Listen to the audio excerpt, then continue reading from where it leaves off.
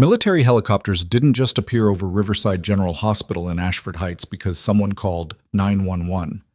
They came because a woman in scrubs, handcuffed, humiliated, dragged past cameras by hospital security, was someone the U.S. Army refused to leave behind. Elena Marsh had spent 30 minutes begging to prove she worked there. She'd spent another 20 watching Security Chief Derek Voss parade her toward a holding room while staff turned away. Nobody checked her credentials. Nobody asked questions. They saw a black woman at the wrong car at the wrong time, and that was enough. Then the alarm screamed. Then the building started dying from the inside out. And then the military arrived.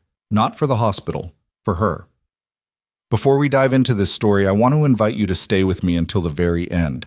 Drop a comment telling me what city you're watching from. I love seeing how far these stories travel. And if this one grabs you, hit that like button. Now, let's get into it. The morning had already gone wrong before Elena Marsh ever reached the parking lot. Her alarm hadn't gone off. Her coffee maker died mid-brew.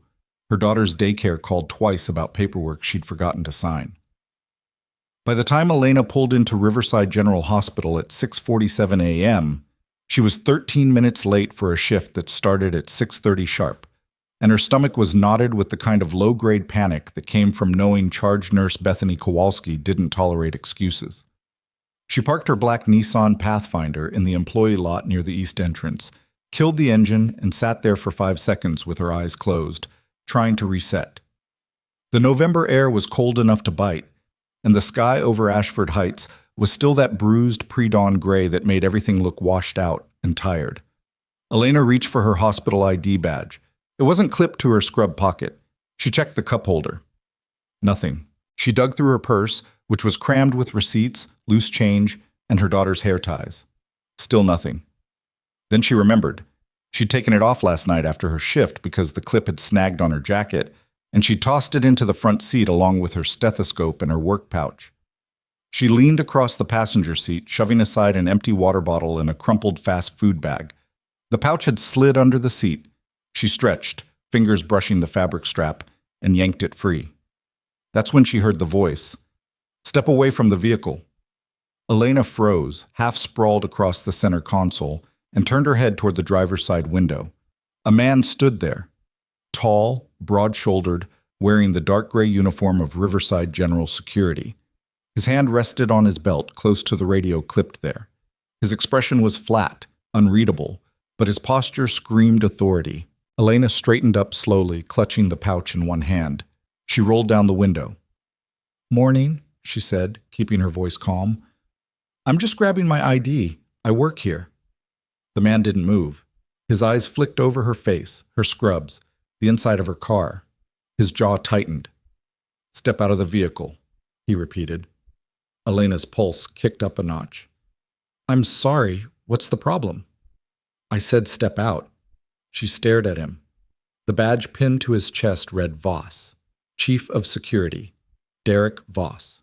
She'd seen him around the hospital before, usually standing near the main entrance with his arms crossed, watching people come and go like he was guarding a military base instead of a community medical center. "I'm a nurse here," Elena said carefully. "ER.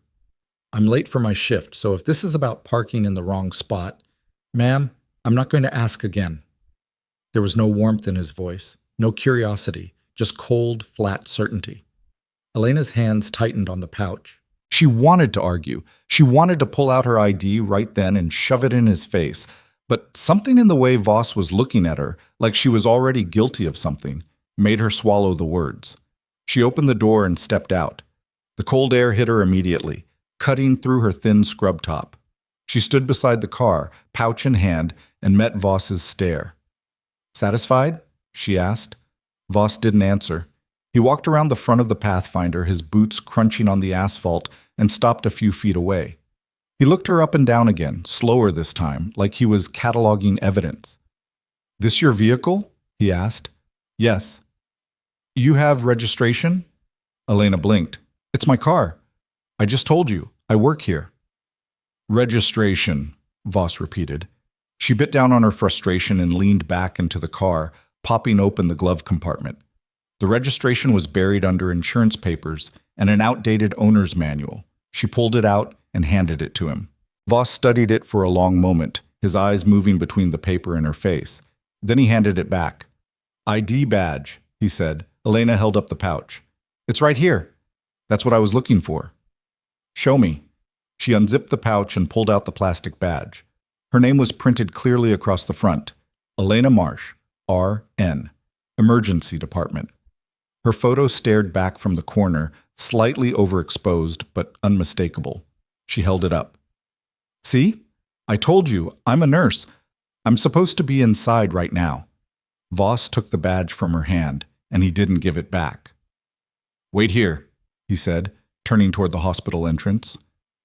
Elena's stomach dropped. Excuse me? That's my badge. I need that to get inside. Wait here, Voss said again, and walked away. She stood there beside her car, watching him disappear through the automatic doors, and felt the first real flicker of fear. This wasn't right. She checked her phone. 6:52 a.m. She was now 22 minutes late. Bethany was going to chew her out, assuming she ever made it inside. She thought about following Voss, demanding her badge back, but something stopped her. The way he'd looked at her, the way he'd taken her ID without hesitation, like he had every right, like she was the problem. Minutes passed. 5. Then 10. Other hospital employees walked past her, heading toward the entrance with their badges already clipped to their scrubs or jackets. A few glanced her way. Nobody stopped. At 7:03, Voss came back. He wasn't alone. 2 more security officers flanked him, both younger, both wearing the same gray uniforms. One of them had his hand on his radio. Voss stopped a few feet from Elena and crossed his arms. Ma'am, I'm going to need you to come with me. Elena's throat tightened. Where? Inside. We have some questions. Questions about what? I showed you my ID. I showed you my registration. What's the problem? Voss's expression didn't change. We've had reports of someone tampering with vehicles in this lot. Until we verify your story, you're coming with us. Verify my story? Elena's voice rose despite herself. You're holding my hospital ID. Call the ER. Call Bethany Kowalski. She's the charge nurse. She'll tell you who I am. We'll handle this inside, Voss said. He gestured toward the entrance. Let's go. Elena didn't move. I'm not going anywhere until you give me my badge back and let me do my job. Voss stepped closer. You can walk, or we can escort you. Your choice. The 2 younger officers moved in, flanking her on either side. One of them reached for her arm. Elena jerked back. Don't touch me. Ma'am, I said don't touch me. Her voice cracked, sharp and loud enough to echo across the parking lot. A woman in scrubs walking toward the entrance turned and stared. Voss's jaw tightened. He nodded to the officers. They grabbed her arms. Elena twisted, trying to pull free, but their grips were solid. Let go of me! I work here! I'm a nurse! Nobody listened. They marched her toward the entrance, 1 officer on each side, Voss walking ahead like he was leading a perp walk. Elena's heart slammed against her ribs. She tried to stay calm, tried to think, but the humiliation was already burning through her chest. People were watching now. Staff in scrubs and lab coats stood near the entrance, staring as security dragged her past. A few held up phones. Elena saw the cameras pointed at her and wanted to scream. This is insane, she said, her voice shaking. You're making a mistake. Voss didn't even glance back. They pulled her through the automatic doors and into the main lobby. The fluorescent lights were too bright after the dim morning outside. The lobby was busy, patients checking in, families waiting, staff moving between hallways. Conversation stopped as Elena was marched through the center of the room. She saw faces turn, saw eyes widen, saw someone whisper to someone else. They didn't stop at the security office near the entrance. They kept going, deeper into the hospital, past the main desk and down a side hallway Elena rarely used. The officer steered her toward a small room with a metal door and no window. Wait, Elena said, panic creeping into her voice. Where are we going? Voss opened the door. Inside. I'm not going in there until someone tells me what's happening. One of the officers pushed her forward, not hard but firm enough that she stumbled through the doorway. The room was small and bare. A table, 2 chairs, cinder block walls painted beige. It looked like an interrogation room. Voss stepped inside behind her and closed the door. Sit, he said. No. Elena stayed on her feet, her hands curled into fists. I want to talk to someone in administration, right now. You'll get your chance. I want my badge back. Not until we verify your identity. You have my ID. It has my name, my photo, my department. Badges get stolen, Voss said flatly. We've had incidents. Elena stared at him. You think I stole my own badge? I think you were digging through a vehicle in our parking lot, and when I approached you, you got defensive. Because you treated me like a criminal. I treated you like someone who couldn't explain why they were breaking into a car. It's my car. Voss crossed his arms. So you say. The words hit her like a slap. Elena felt her breath catch. She looked at his face, at the cold, unshakable certainty there, and understood. He'd already made up his mind. It didn't matter what she said. It didn't matter what she showed him. He'd decided who she was the moment he saw her in that parking lot, and nothing she did was going to change it. You never even checked, she said quietly. You saw me, and you decided I didn't belong. Voss's expression didn't shift. Wait here. Someone from HR will be down shortly. He turned and walked out, pulling the door shut behind him. The lock clicked. Elena stood alone in the small, airless room and felt the walls close in. She pressed her hands against the table to steady herself. Her pulse was racing. Her mind was spinning. This wasn't happening. It couldn't be happening. She'd worked at Riverside General for 3 years. She knew these hallways, these people. She'd saved lives in this building. And now she was locked in a room like a suspect. She pulled out her phone. No signal. The walls were too thick, or the room was too deep in the hospital's interior. She tried anyway, pulling up Bethany's number, but the call wouldn't go through. She wanted to scream. She wanted to kick the door down. Instead, she sat in one of the chairs and tried to breathe. Minutes crawled by. 7:15, 7:30, 7:45. Nobody came. At 8:03, the door finally opened. A woman stepped inside. Mid-50s, gray hair pulled into a tight bun, wearing a blazer and a hospital lanyard that identified her as Patricia Sellers, Human Resources Director. She carried a tablet and wore the kind of neutral expression people used when delivering bad news. Ms. Marsh, she said, sitting down across from Elena, I understand there's been some confusion this morning. Confusion? Elena's voice was raw. Your security chief dragged me in here like a criminal and took my badge. Patricia's lips pressed into a thin line. Chief Voss was responding to a reported disturbance in the employee lot. There was no disturbance. I was getting my ID out of my own car. And you became aggressive when he approached you. Elena's hands clenched. I told him I worked here. I showed him my registration and my badge. He didn't believe me. Patricia tapped something on her tablet. According to his report, you refused to comply with his instructions and raised your voice. Because he was treating me like a thief. Ms. Marsh, I need you to calm down. Don't tell me to calm down, Elena's voice cracked. She could feel the heat rising in her chest, the frustration boiling over. I've been sitting in this room for over an hour. I'm late for my shift. My patients need me. And you're sitting there telling me to calm down like I'm the problem? Patricia didn't flinch. She set the tablet on the table and folded her hands. We take security very seriously here. If there's any question about someone's identity or intentions, we have protocols. I gave you my identity. I gave Voss everything he asked for. And we're verifying that information now. Why didn't you verify it an hour ago? Patricia's expression tightened. Miss Marsh, if you continue to be combative, this conversation is going to be very short. Elena leaned back in her chair and forced herself to breathe. She could feel the anger vibrating under her skin, but she shoved it down. Losing her temper wasn't going to help. I just want to go to work, she said quietly. Patricia studied her for a long moment. Then she picked up the tablet again and swiped through a few screens. Your employment records show you've been with us for 3 years. ER nurse. Generally positive reviews. So you know I'm telling the truth. I know your ID matches your employment file. Patricia's tone was careful, measured. But Chief Voss has concerns about your behavior this morning. My behavior? Elena's voice rose again despite herself. He stopped me in the parking lot for no reason. He stopped you because you were behaving suspiciously. I was getting my badge out of my car. Patricia set the tablet down. Miss Marsh, I'm going to be very direct with you. The hospital has the right to ensure the safety and security of its premises. If a member of our security team has reason to believe someone poses a potential risk, a risk? Elena stood up, her chair scraping against the floor. You think I'm a risk?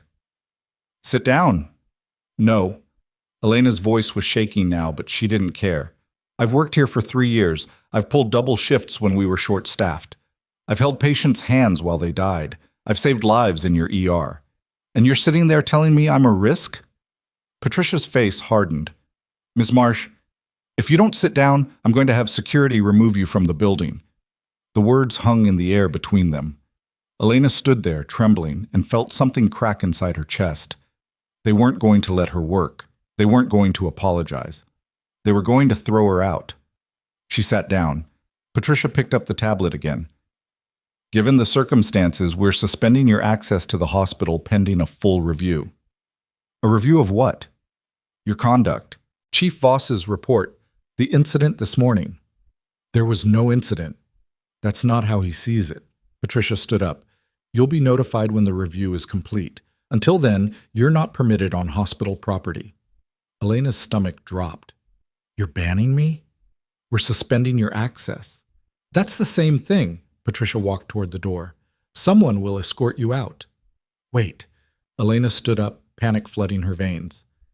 You can't do this. I didn't do anything wrong. Patricia paused at the door. If that's true, the review will clear you. And what am I supposed to do until then? I have bills. I have a daughter. I need this job. Patricia's expression didn't change. You should have thought of that before you caused a scene in our parking lot. She opened the door. Derek Voss was standing in the hallway. Ms. Marsh is leaving, Patricia said. Please escort her off the premises. Voss nodded. He stepped into the room, and the 2 younger officers appeared behind him. Elena felt her knees weaken. This is insane. Let's go, Voss said. They walked her back through the hospital, past the main desk, through the lobby, out the automatic doors. Staff stopped and stared. Patients whispered. Someone held up a phone. Elena kept her head up, but her vision was blurring. She could feel the tears building behind her eyes, hot and bitter, and she refused to let them fall. Not here. Not in front of these people. They marched her all the way to her car. Voss stopped a few feet from the Pathfinder and held out her ID badge. You're not to return to this property unless HR contacts you. Understood? Elena snatched the badge from his hand. You made a mistake. That's your opinion. You didn't even check. You saw me and decided I didn't belong. Voss's jaw tightened. I did my job. Your job is to protect this hospital, not humiliate the people who work here. Get in your car, Ms. Marsh. Elena stood there for one more second, staring at him, and then turned away. She climbed into the Pathfinder, slammed the door, and sat there with her hands on the wheel. Her phone buzzed. A text from Bethany. Where are you? Elena didn't answer. She couldn't. She started the engine, pulled out of the lot, and drove. She made it 3 blocks before she had to pull over. She parked on a side street, killed the engine, and let the tears come. Her hands were shaking. Her chest was tight. She couldn't breathe right. She'd spent 3 years at Riverside General. She'd worked nights, weekends, holidays. She'd held dying patients and comforted grieving families and stitched up trauma cases that would have broken most people. And in one morning, they'd decided she didn't matter. She sat there in the cold November air, crying in her car, and tried to figure out what the hell she was supposed to do next. Her phone buzzed again. Another text from Bethany. Elena, what's going on? We're swamped down here. Elena stared at the screen. She didn't know what to say. She didn't know how to explain that she'd been dragged out of the hospital by security, locked in a room, and banned from the building. She typed, I can't come in. Bethany's response was immediate. What do you mean you can't come in? Are you sick? Elena deleted the message before she could send it. She couldn't explain this over text. She couldn't explain it at all. She dropped the phone in her lap and pressed her palms against her eyes. And then she heard it. A sound. Faint at first, then growing louder. A siren. Elena lifted her head. The sound was coming from the direction of the hospital. Not an ambulance siren, something deeper, harsher. A warning alarm. Her phone buzzed again. This time it wasn't a text. It was a call. Bethany's name flashed on the screen. Elena answered. Hello? Elena, where are you? Bethany's voice was tight, strained. We have a code silver, active chemical exposure in the trauma wing. We're evacuating now. Elena's blood went cold. What kind of exposure? We don't know yet. Someone brought in a container from a construction site. It ruptured. 2 patients are down. 3 staff members are symptomatic. We need everyone. Elena's hands tightened on the phone. I'm coming. Where are you? 3 blocks away. I'll be there in 2 minutes. She ended the call, started the engine, and floored it. The sirens were louder now, echoing through the streets. She could see smoke rising from the direction of Riverside General, thin, gray, chemical smoke that didn't belong in the sky. She pulled into the parking lot at 8:47 a.m. The scene was chaos. Ambulances blocked the entrance. Patients were being wheeled out on gurneys. Staff in scrubs stumbled through the automatic doors, coughing, clutching their throats. A fire truck sat near the emergency bay, lights flashing. Elena jumped out of her car and ran toward the entrance. A hospital security guard, not Voss, someone younger, stepped in front of her. Ma'am, you need to stay back. The building's being evacuated. I'm a nurse. I work here. I can't let you in. People are dying in there. Ma'am, move! She shoved past him and ran through the doors. The smell hit her immediately. Sharp, chemical, burning. Her eyes watered. Her throat tightened. She pulled her scrub collar over her nose and mouth and kept moving. The lobby was a disaster. Patients sprawled on the floor. Staff shouted into radios. Someone was vomiting in the corner. The alarms screamed overhead, relentless and shrill. Elena spotted Bethany near the main desk, barking orders at a cluster of nurses. Bethany. Bethany turned. Her face was pale, her eyes red. Elena, thank God. We need triage outside. The trauma wing's completely contaminated. We can't get anyone in. What's the exposure? Unknown industrial compound, respiratory distress, chemical burns, possible neurotoxin. We've got 6 critical and counting. Elena's mind shifted into gear. Have you initiated containment protocols? We tried. The system's not responding. Ventilation's down. We can't seal the wing. Where's the source? Trauma Bay 3. Someone wheeled in a cracked drum. It's still leaking. Elena's stomach dropped. Trauma Bay 3. That was a high-traffic area. If the contamination was spreading through the ventilation system, half the hospital was at risk. Where's Voss? She asked. Bethany blinked. What? Derek Voss, security chief. Where is he? I don't know. Why? Elena didn't answer. She pushed through the crowd and sprinted toward the administrative wing. She found Voss in the security office, standing in front of a bank of monitors. He was on the phone, his voice clipped and tense. No, I'm telling you, we need a full evacuation. The fire department's not equipped for this. Elena shoved the door open. Voss? He turned. His face darkened when he saw her. What are you doing here? You're not authorized. Shut up and listen to me. Elena's voice was sharp, steady. You have a chemical exposure in Trauma Bay 3. It's spreading through your ventilation system. If you don't initiate biocontainment protocols in the next 5 minutes, people are going to die. Voss stared at her. Who the hell do you think? I know what I'm talking about. Shut down the HVAC to the trauma wing. Seal the connecting corridors. Get your people out of there now. We're already evacuating. You're evacuating into contaminated air. You're spreading it faster. Elena stepped closer. Listen to me. I've seen this before. You need to isolate the source and contain the spread before the entire building is compromised. Voss's jaw tightened. You're a nurse. You don't make that call. Then who does? Hospital administration, the fire chief, hazmat. They're not here yet, Elena's voice cracked. You're wasting time arguing with me while people are choking out there. Voss turned back to the monitors. Get out of my office. Elena felt something snap inside her. She stepped forward, grabbed the edge of his desk, and leaned in. I'm trying to help you. I don't need your help. Yes, you do. Voss turned on her. You were removed from this building 2 hours ago. You're trespassing. If you don't leave right now, I'm having you arrested.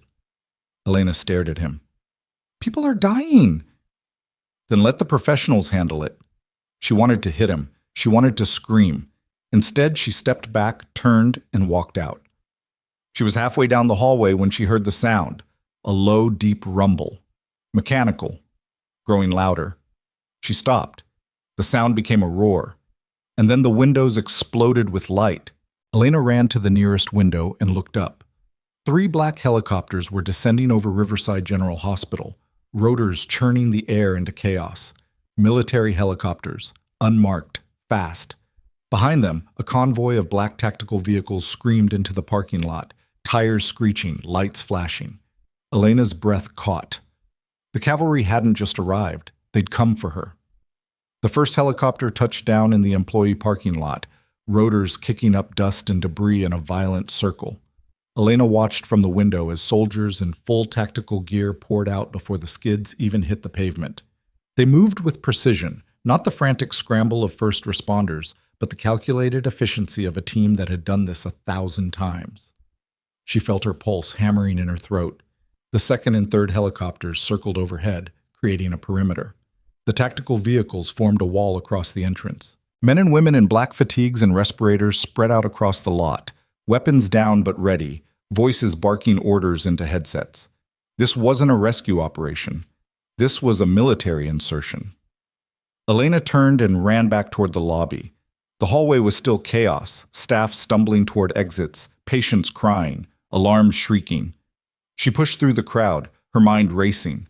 She'd worked enough disaster drills to know what federal biocontainment response looked like, but this was faster, heavier, and far more aggressive than anything she'd ever seen outside of a war zone. She reached the lobby just as the automatic doors exploded inward. 6 soldiers entered first, rifles raised, scanning the room with mechanical precision. Behind them came a woman in full hazmat gear carrying a tactical medical kit. Then more soldiers. Then a man in his late 40s wearing a black uniform with no insignia except a single patch on his shoulder, a red cross inside a shield. He stopped in the center of the lobby, surveyed the chaos, and his eyes locked onto Elena. He walked straight toward her. Elena froze. The man stopped 3 feet away, pulled off his respirator, and his face was stone. Captain Marsh. Her breath caught. Behind her, someone gasped. The man raised his hand to his temple in a crisp salute. Major William Garrett, 4th Medical Command. Awaiting your orders, ma'am. The lobby fell silent. Every person in that room turned to stare. Elena felt the weight of 100 eyes on her back. She could hear her own heartbeat in her ears, too loud, too fast. She opened her mouth, but nothing came out. Major Garrett lowered his hand. His expression didn't change.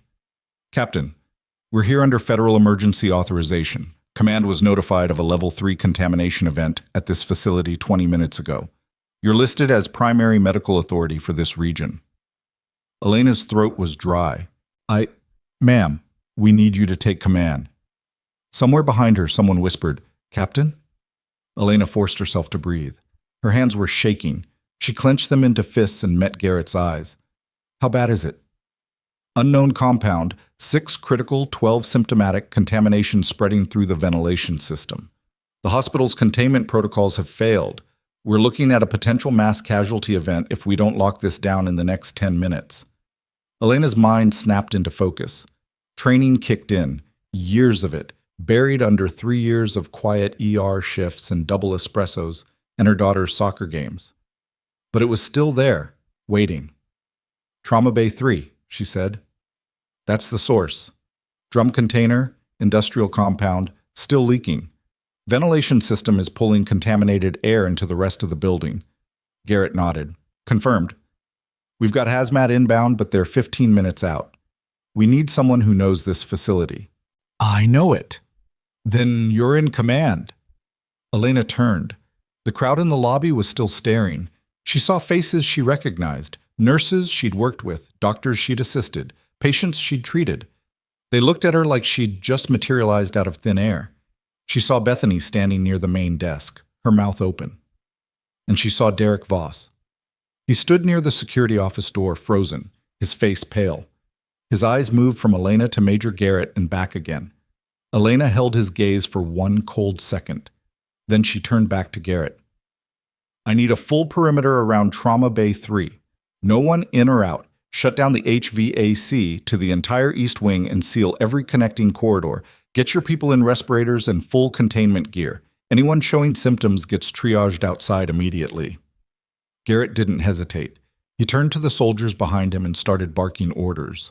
Within seconds, the team was moving, fast, coordinated, lethal in their efficiency.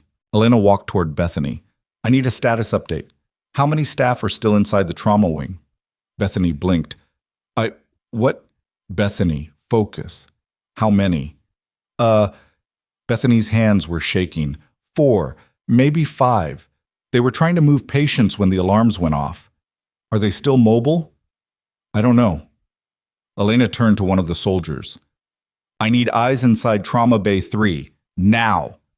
The soldier nodded and spoke into his headset. 30 seconds later, a small drone lifted off from one of the tactical vehicles outside and zipped through the entrance. It disappeared down the hallway toward the trauma wing. Elena pulled out her phone. Still no signal. She grabbed a landline from the main desk and dialed an internal extension. It rang twice before someone picked up. Facilities. This is Elena Marsh. I need you to manually shut down the HVAC system to the East Wing. Right now. Who is this? I don't have time to explain. Shut it down. I can't just... People are dying. Shut it down or I'm coming down there myself. There was a pause, then... Okay. Give me 2 minutes. Elena hung up. She turned back to Garrett. How long until hazmat arrives? 12 minutes. We don't have 12 minutes. Elena moved toward the hallway leading to the trauma wing. Garrett stepped in front of her. Captain, you're not going in there. Someone has to. Not you. That's an order. Elena stared at him. You said I was in command. You are, which means you don't take unnecessary risks. There are people in there, and my team is trained for this. Your team doesn't know this building. Garrett's jaw tightened. Captain. Major. With all due respect, I've worked in that trauma wing for 3 years. I know the layout, the ventilation routes, the emergency exits. Your people are going in blind. Garrett studied her for a long moment. Then he turned to one of the soldiers. Get her a respirator and a hazmat suit. Elena felt a flicker of relief. Thank you. You're staying on comms the entire time. If I tell you to pull out, you pull out. No arguments. Understood. The soldier returned with the gear. Elena stripped off her scrub jacket and pulled on the hazmat suit, her hands moving on autopilot. The material was heavy, stiff, designed for containment rather than comfort. The respirator fit tight against her face, the seal hissing as she adjusted the straps. Garrett handed her a radio. Channel 3. Don't lose it. Elena clipped it to her belt and turned toward the hallway. Bethany grabbed her arm.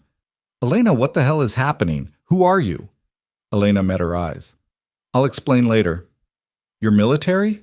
I was. You never said anything. It didn't matter. Elena pulled her arm free. Keep triaging outside. Anyone with respiratory distress gets oxygen immediately. If someone crashes, don't wait. Intubate and bag them. We'll sort out the rest when this is over. Bethany nodded, still pale, still shaking. Elena turned and walked toward the trauma wing. 2 soldiers fell in behind her, both in full hazmat gear, both carrying rifles. The hallway ahead was empty now, evacuation complete. The alarms were still screaming. The air smelled like burning plastic and something sharper, more chemical. Elena's radio crackled. Garrett's voice. Drones inside Trauma Bay 3. Sending you the feed now.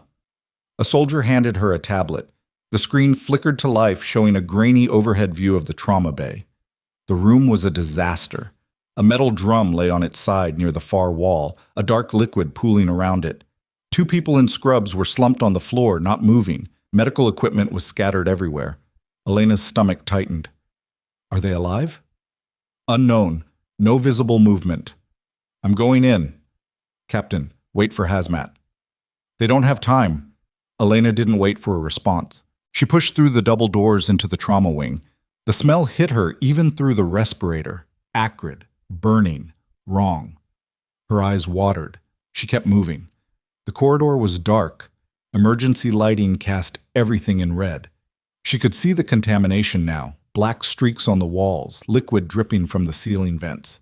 The ventilation system had spread it faster than anyone realized. She reached Trauma Bay 3 and stopped outside the door.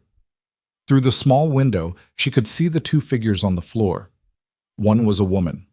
The other was a man, older, wearing a white coat. Dr. Melvin Cohen. She recognized him. Pulmonologist. Decent guy. Terrible bedside manner. Elena pushed the door open. The smell was overwhelming. Her respirator filtered most of it, but she could still taste it. Metallic, acidic, like licking a battery. She moved toward the woman first, kneeling beside her. No pulse, skin gray, chemical burns across her neck and arms. Dead. Elena moved to Dr. Cohen. She pressed 2 fingers against his throat and felt a faint flutter. Alive. Barely. "I've got one survivor," she said into the radio. "Critical condition, chemical burns, respiratory failure. I need a stretcher in here now." Garrett's voice crackled back. "Negative. You extract him yourself. We're not sending anyone else in until hazmat clears the room." Elena bit back a curse. Cohen was a big man, easily 200 pounds. She wasn't going to be able to drag him out alone. The 2 soldiers stepped through the door behind her. "Help me," Elena said. They moved without hesitation. One grabbed Cohen's shoulders, the other his legs. Elena steadied his head, keeping his airway open as they lifted him. They moved fast, back through the door, down the hallway, toward the lobby. Cohen's breathing was shallow, ragged. His lips were turning blue. "He's crashing," Elena said. "Move!" They burst through the double doors into the lobby. A medical team was waiting. Garrett's people, not hospital staff. They had a gurney ready, an oxygen tank, a full resuscitation kit. They took Cohen from the soldiers and started working immediately. Elena stepped back, breathing hard inside the respirator. Her hands were shaking again. She wanted to rip the mask off, but she forced herself to stay calm. Garrett appeared beside her. "Good work, Captain." Elena didn't answer. She was staring at the hallway behind her.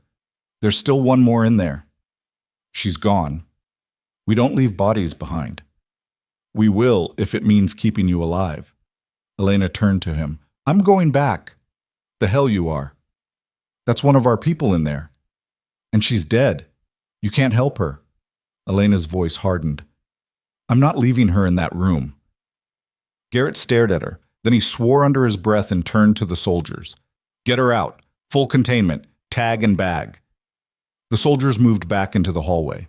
Elena pulled off her respirator and sucked in a breath of clean air. Her lungs burned. Her throat felt raw. She leaned against the wall and closed her eyes. When she opened them, Derek Voss was standing 10 feet away. He looked like he'd seen a ghost. Elena straightened up. "Still think I don't belong here?" Voss didn't answer. His mouth opened, but nothing came out. "You locked me in a room?" Elena said quietly. "You took my badge. You called me a liar and a thief and had me dragged out of this building in front of everyone." Voss's face was pale. "I didn't know." "You didn't ask." Elena took a step toward him. "You saw me in that parking lot and decided I was the problem. You didn't check my credentials. You didn't call my supervisor. You didn't do your job. You just assumed. You were wrong." Elena's voice was cold, steady. "And because of you, I wasn't here when this started. Because of you, people almost died." Voss opened his mouth again, but Garrett's voice cut through the air. "Captain Marsh, we've got a situation." Elena turned. Garrett was standing near the entrance, holding a radio to his ear. His expression was grim. "What is it?" Elena asked. "Hazmat just arrived. They ran preliminary tests on the compound." Garrett paused.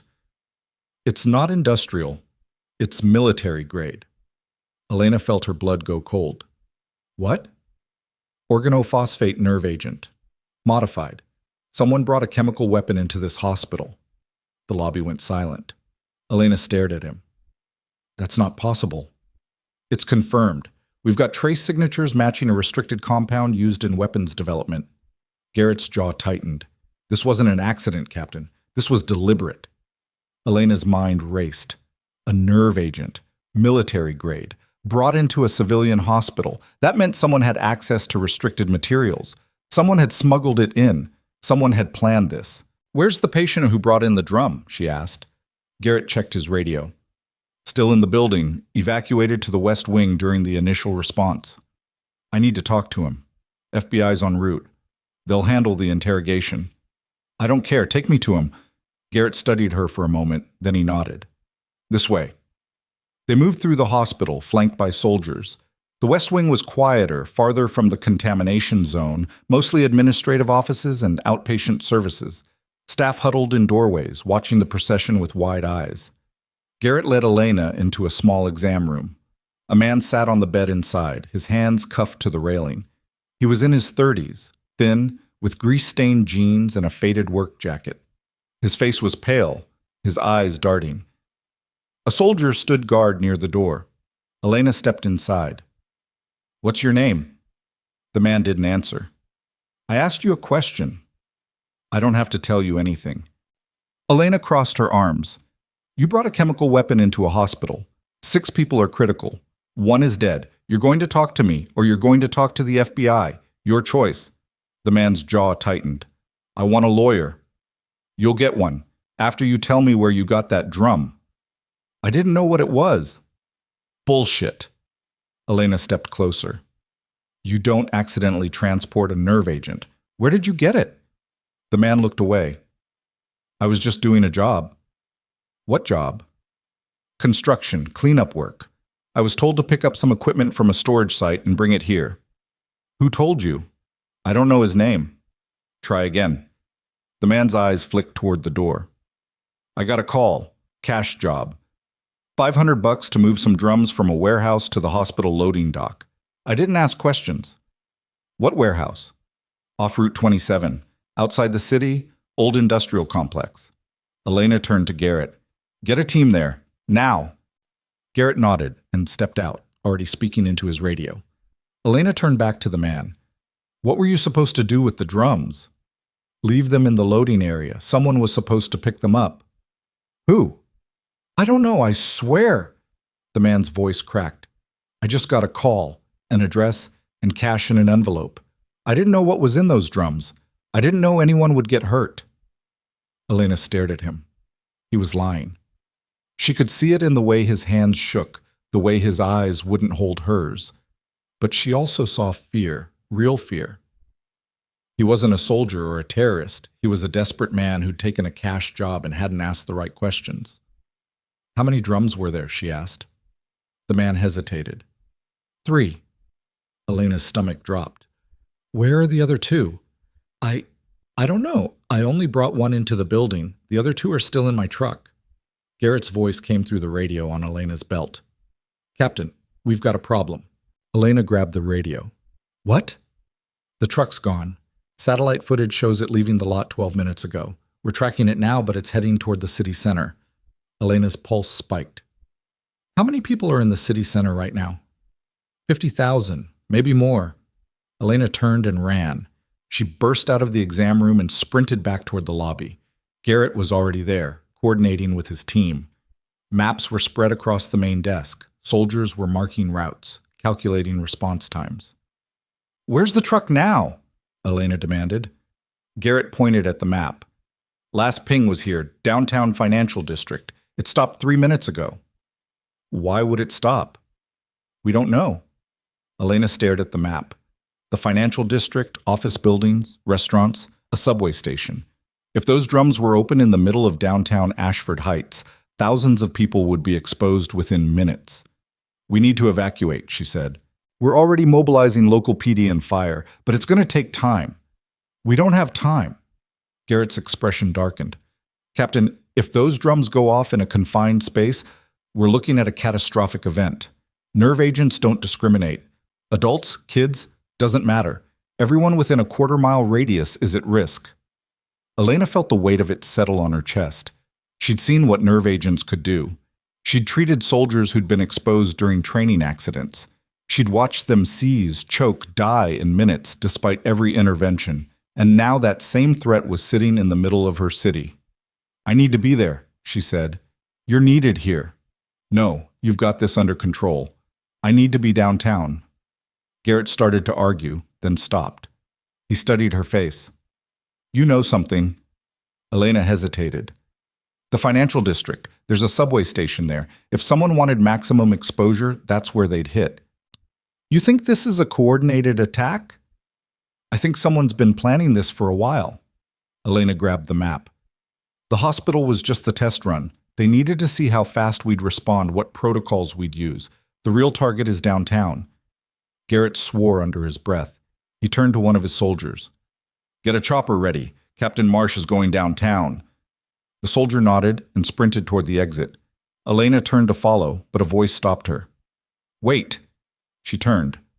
Derek Voss stood in the hallway, his face still pale, his hands shaking. I'm sorry. Elena stared at him. What? I'm sorry. Voss's voice cracked.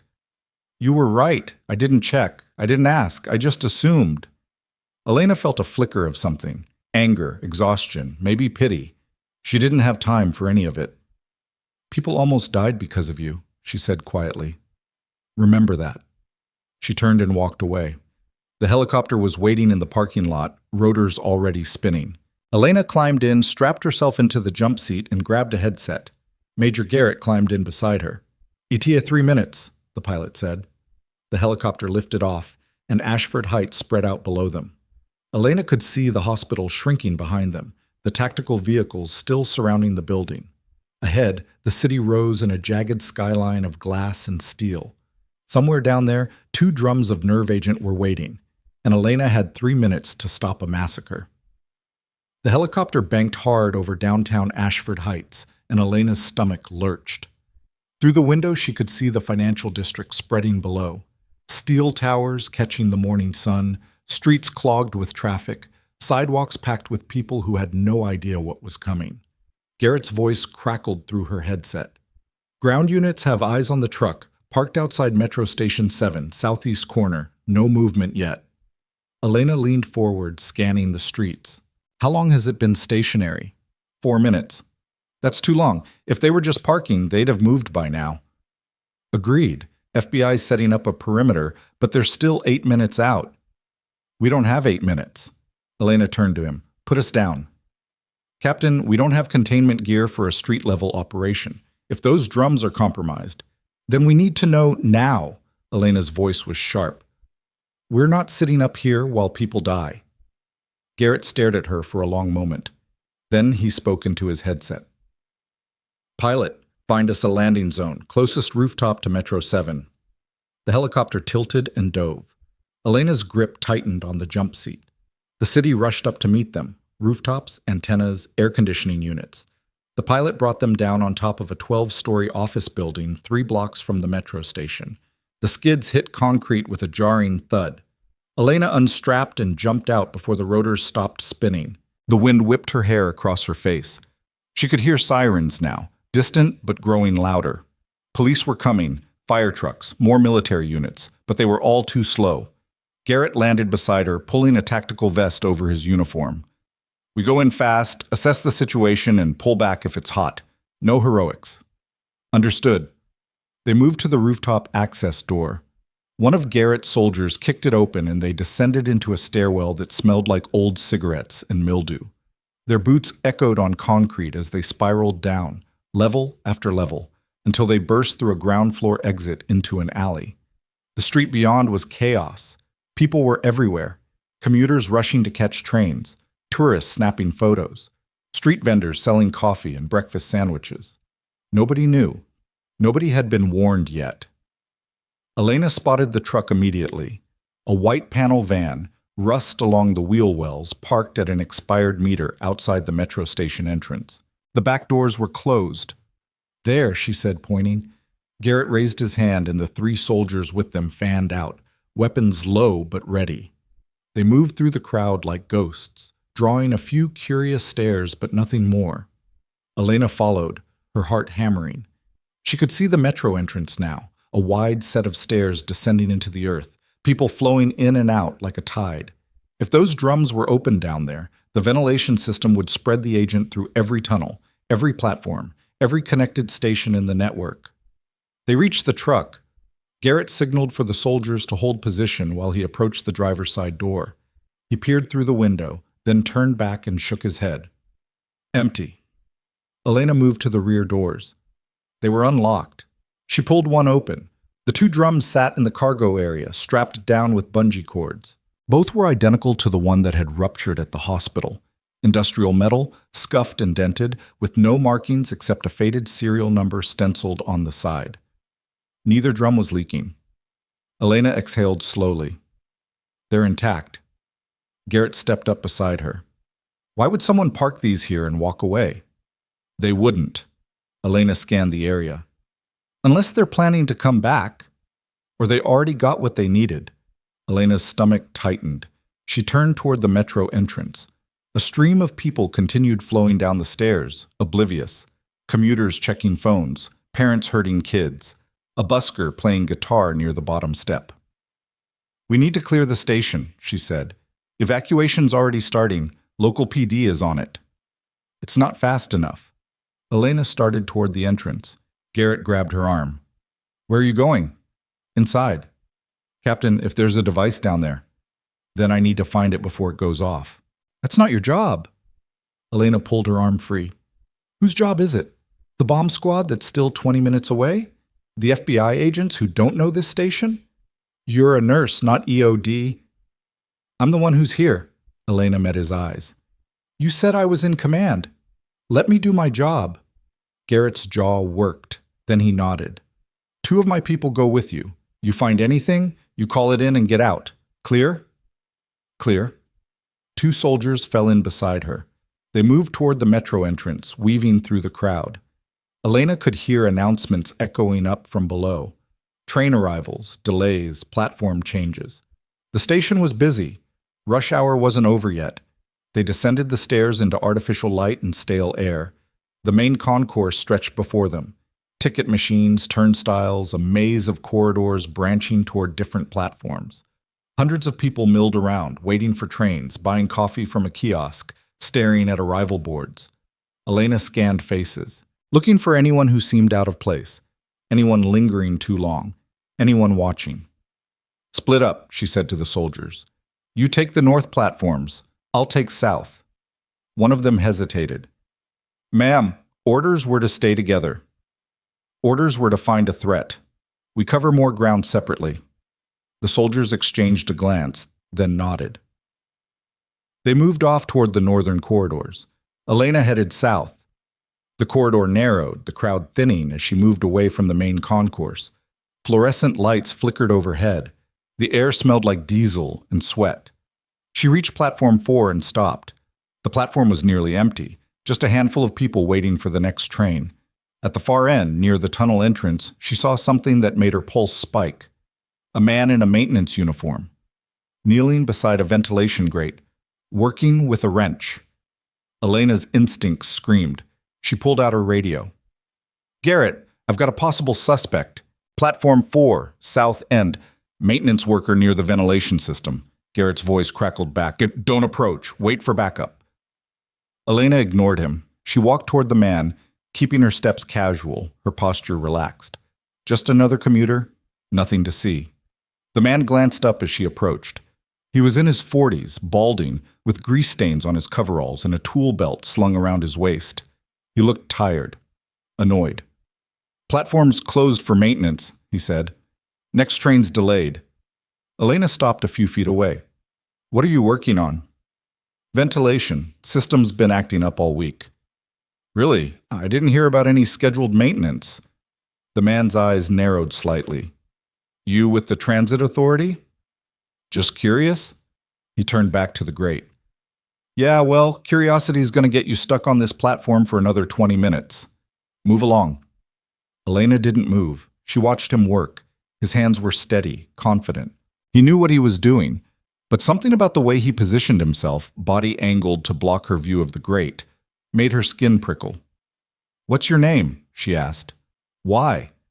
Because I'd like to know who to thank for fixing the ventilation. The man stood up slowly. He was bigger than she'd thought, taller, broader.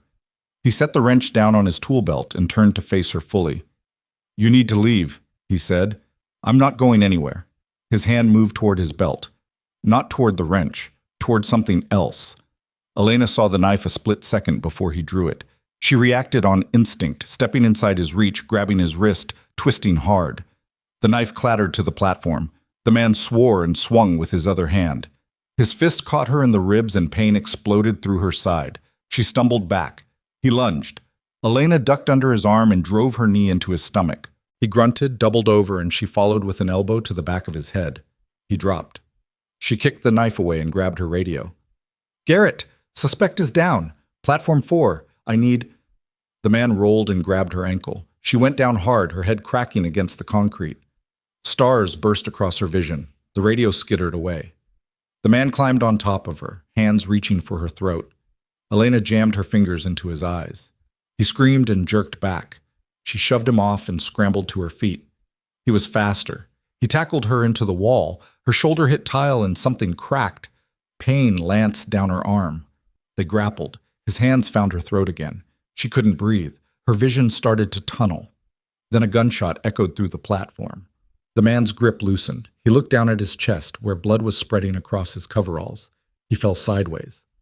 Elena gasped, sucking in air. She looked up. One of Garrett's soldiers stood at the platform entrance, rifle raised, smoke curling from the barrel. "You good, ma'am?" the soldier asked. Elena nodded, unable to speak. She crawled toward the ventilation grate the man had been working on. The cover was removed, lying on the platform beside a pile of tools. Inside the vent, she saw it. A metal canister, smaller than the drums. Sleek, professional, connected to a timer and a small explosive charge. The timer read 4:37, 4 minutes and 37 seconds. Elena's blood went cold. "We need a bomb tech. Now." The soldier spoke into his radio, but Elena wasn't listening. She stared at the timer, watching the seconds tick down. 4:36, 4:35, 4:34. She grabbed her radio from where it had fallen. "Garrett, we've got an active device. Platform 4 ventilation system. Timer showing 4 minutes 30 seconds. Bomb squad's still 15 minutes out." "We don't have 15 minutes. Can you disarm it?" Elena stared at the canister. She'd had basic EOD training in the Army, enough to recognize common triggers, enough to avoid blowing herself up. But this was sophisticated, military grade, designed by someone who knew what they were doing. "I don't know," she said. "Captain, I said I don't know." Elena's voice cracked. "If I cut the wrong wire, this thing goes off and everyone in this station dies." Silence on the radio, then Garrett's voice, steady and calm. "What do you need?" Elena took a breath, forced herself to think. "I need everyone out of this station, right now. Clear every platform, every corridor. Get them out." "Already happening. Evacuations in progress." "How long?" 3 minutes, maybe less." Elena looked at the timer. 4:11. They weren't going to make it. She knelt beside the ventilation grate and leaned in for a closer look. The canister was secured with a metal bracket bolted to the vent wall. The timer was attached to a small circuit board. 2 wires ran from the board to the explosive charge. Red and black. Classic setup. Designed to look simple. Designed to tempt someone into cutting a wire. Elena's hands were shaking. She clenched them into fists and forced herself to focus. Think. She'd seen devices like this before. Training scenarios, real-world incidents during her deployment. The timer was a distraction. The real trigger was probably— She saw it. A mercury switch hidden beneath the circuit board. Tilt sensitive. If she moved the canister, it would detonate immediately. "Son of a bitch," she muttered. "What?" Garrett's voice. "It's booby-trapped. Mercury switch. I can't move it, and I can't disarm it without setting it off." "Then get out of there." "There's no time. If this goes off while people are still in the station—" "Elena!" Garrett's voice was sharp. "Get out!" She stared at the timer. 3:47. She thought about her daughter, about the daycare paperwork she'd forgotten to sign, about the coffee that never got made this morning, about all the ordinary mundane things that had seemed so important 3 hours ago. "I can contain it," she said. "What?" "The ventilation system. If I can seal the vent, the blast will be contained, the agent won't spread. You'll be right on top of it when it goes off." "I know." "Elena, there's no other way." She stood up and looked around the platform. She needed something to seal the vent, something heavy, airtight. Her eyes landed on a maintenance panel near the tunnel entrance. Metal. 3 feet by 3 feet. Bolted to the wall. She ran to it and started yanking at the bolts with her bare hands. Her fingers slipped, nails breaking. She grabbed the wrench from the dead man's tool belt and went at the bolts again. They were rusted, stuck. She threw her weight against the wrench and felt one give, then another. The timer was at 3:02 when the last bolt came free. Elena hauled the panel off the wall. It was heavier than she'd expected, solid steel, 60 pounds at least. She dragged it across the platform toward the ventilation grate. 241. She positioned the panel over the grate. It didn't fit perfectly, but it was close. She needed something to seal the edges, to make it airtight. Her eyes landed on the dead man's jacket. She stripped it off him, ignoring the blood, and stuffed the fabric around the edges of the panel. It wasn't perfect. It wouldn't hold against a direct blast, but it might contain the chemical agent long enough for the ventilation system to filter it out. Might. 219. Elena pressed her weight against the panel, holding it in place. She could feel the metal vibrating under her hands. She could hear the timer ticking inside the vent, steady and mechanical. Garrett's voice came through the radio. Evacuation complete. Station's clear. Elena, get out of there. Can't. Someone has to hold this panel. Then let one of my people. There's no time. 2:03. Elena's arms were shaking. Her shoulder, the one that had hit the wall, was screaming. She could feel sweat running down her back despite the cold air. She thought about the hospital, about Derek Voss locking her in that room, about Patricia Sellers telling her she wasn't authorized, about all the people who'd looked at her this morning and decided she didn't matter. She thought about Bethany's face when Major Garrett saluted her. She thought about her daughter asking why Mommy had to work so many nights. 1:47. Elena. Garrett's voice was quiet now, almost gentle. You've done enough. Let it go. I can't. You can. You've saved everyone in that station. You've done your job. It's not finished. It doesn't have to be you. Elena closed her eyes. Yeah, it does. 1:31. She heard footsteps behind her, running, fast. She turned her head and saw one of Garrett's soldiers sprinting across the platform. Young guy, maybe 25. He had a roll of duct tape in one hand and a fire extinguisher in the other. Move, he shouted. Elena didn't move. What are you? I said move. He dropped beside her and started taping the edges of the panel, working fast, sealing every gap. Then he grabbed the fire extinguisher and wedged it against the panel, using his body weight to hold everything in place. Go! He yelled at Elena. 109. Elena stared at him. I'm not leaving you. You have a kid, ma'am. I don't. Now get the hell out of here. That's an order, Captain. Elena's throat tightened. She wanted to argue, wanted to stay. But the kid was right, and he wasn't going to leave. She ran. 0:53. She made it to the platform entrance and kept running. Through the corridor, past the turnstiles, up the stairs toward daylight. 0:41. People were everywhere on the street now. Civilians being pushed back by police, news vans setting up cameras, military vehicles forming a perimeter. Elena burst through the crowd, and someone grabbed her arm. Garrett. Where's Patterson? Elena couldn't speak. She just shook her head. Garrett's face went pale. He looked toward the metro entrance. 0:28. Elena wanted to scream, wanted to run back down, wanted to do something, anything. Instead, she stood there and counted.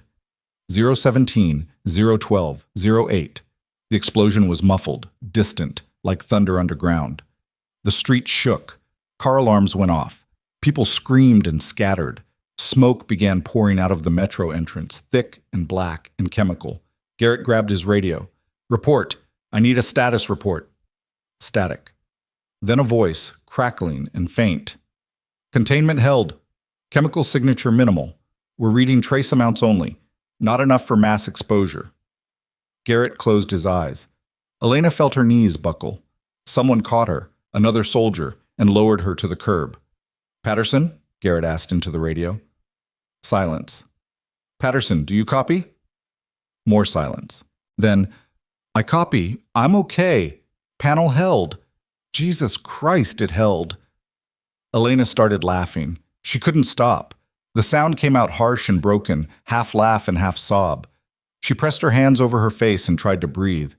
Garrett crouched beside her. "You saved a lot of people today, Captain." Elena looked at him. "So did Patterson." "Yeah, he did." Garrett stood and offered her his hand. "Come on, let's get you checked out." Elena let him pull her to her feet. Her legs felt like rubber. Her shoulder was on fire. She was pretty sure she had a concussion. She looked around the street. Police were pushing the crowd back farther. Hazmat teams were suiting up near the metro entrance. News helicopters circled overhead. And in the middle of it all, standing behind a police barricade, she saw Derek Voss. He wasn't in uniform anymore. He was wearing civilian clothes, jeans and a jacket. He stood with his arms crossed, watching the chaos unfold. His face was pale, haunted. Their eyes met across the crowd. Elena held his gaze for a long moment. Then she turned and walked away. An ambulance was waiting near the military vehicles. Paramedics tried to guide her onto a stretcher, but she waved them off. "I'm fine." "Ma'am, you need to be evaluated." "I said I'm fine." Elena pulled out her phone. She needed to call her daughter's daycare, needed to let them know she'd be late picking her up, needed to hear a voice that wasn't shouting orders or reporting casualties. The phone rang twice before someone picked up. Little Star's Daycare. "Hi, this is Elena Marsh. My daughter Chloe. I'm going to be late today. I'm sorry, I know I should have called earlier, but Ms. Marsh?" The voice on the other end changed, became uncertain. "Have you seen the news?" Elena's stomach dropped. "Why?" "You're on TV. They're saying you stopped a terrorist attack downtown. Is that true?" Elena closed her eyes. "I need you to tell Chloe I'll be there as soon as I can." "Okay?" "Of course. But Ms. Marsh, are you—" Elena ended the call. She stood there holding the phone, staring at nothing. Garrett appeared beside her. "FBI wants to debrief you. So does Homeland Security. And about a dozen reporters. Tell them to wait." "Captain, I need to go back to the hospital."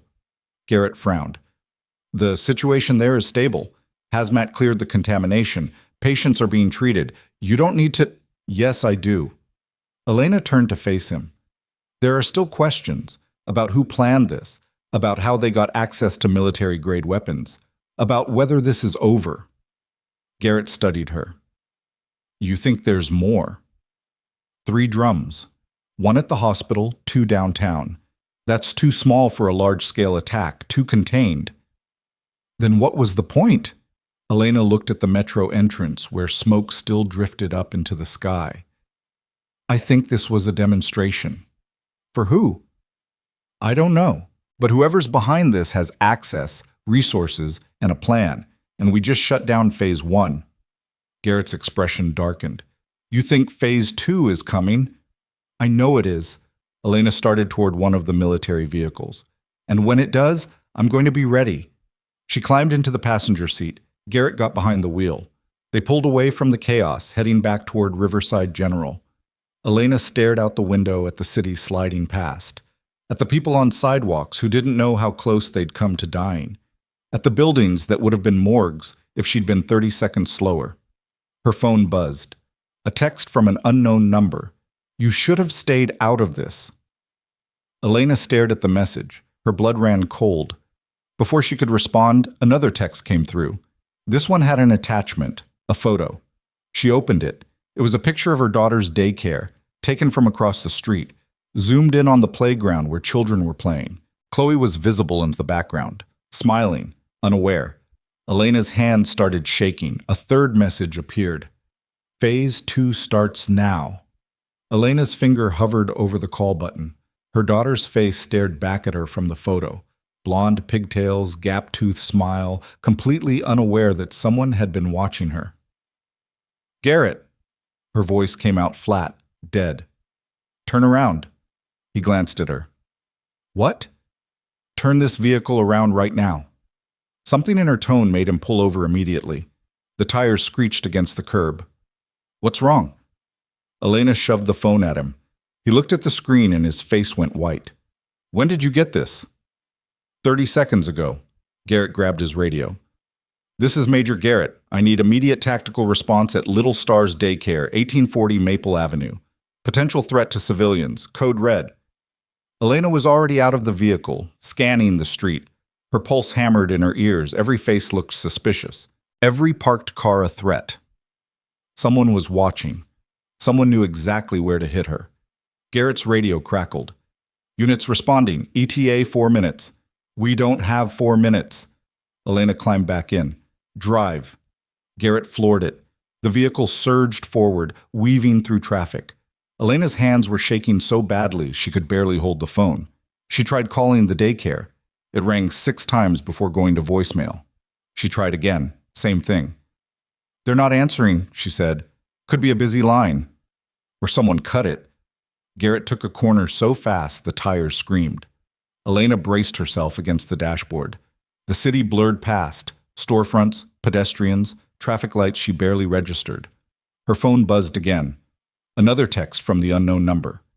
You have 15 minutes. Come alone or everyone inside dies.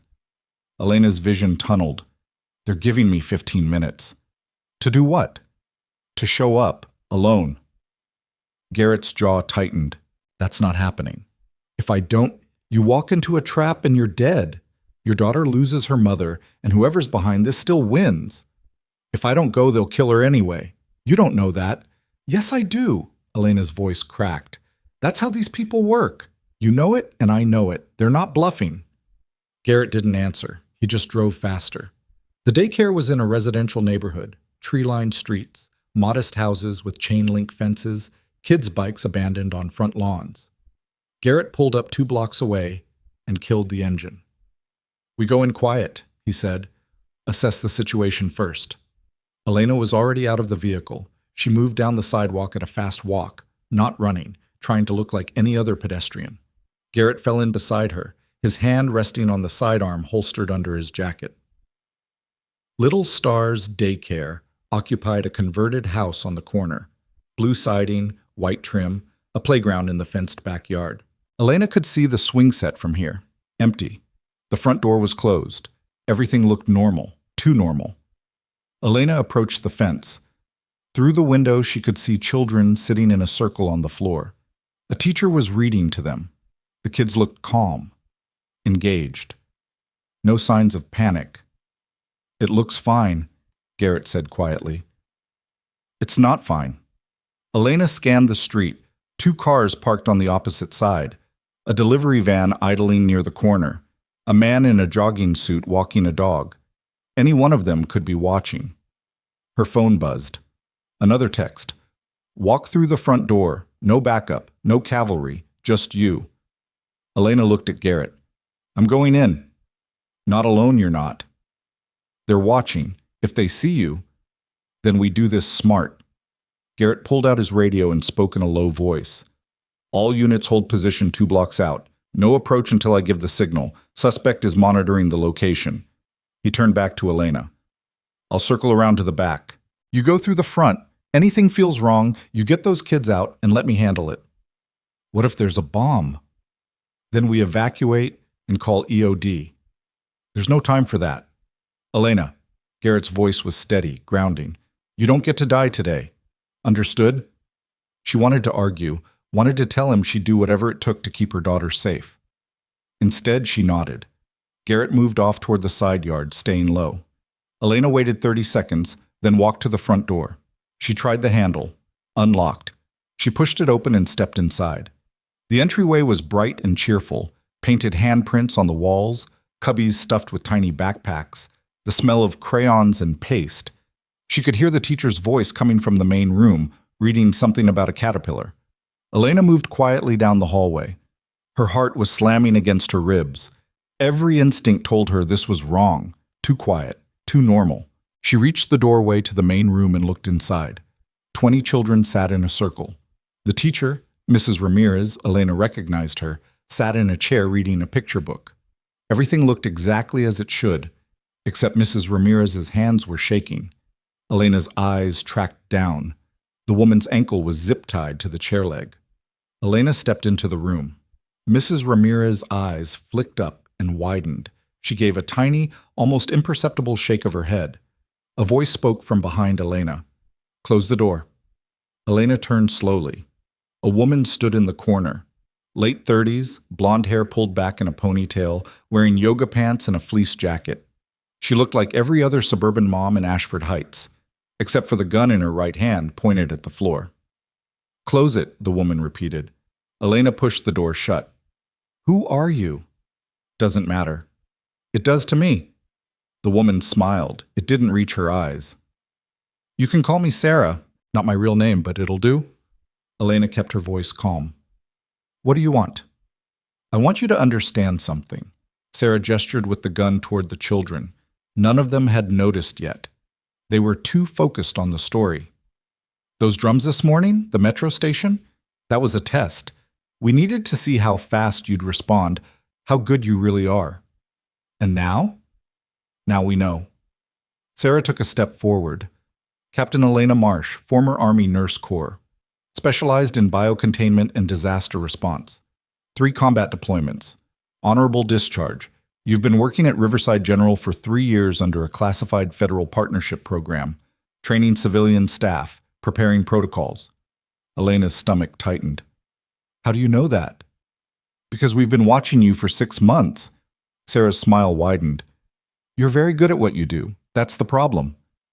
"I don't understand." "You weren't supposed to be at the hospital this morning.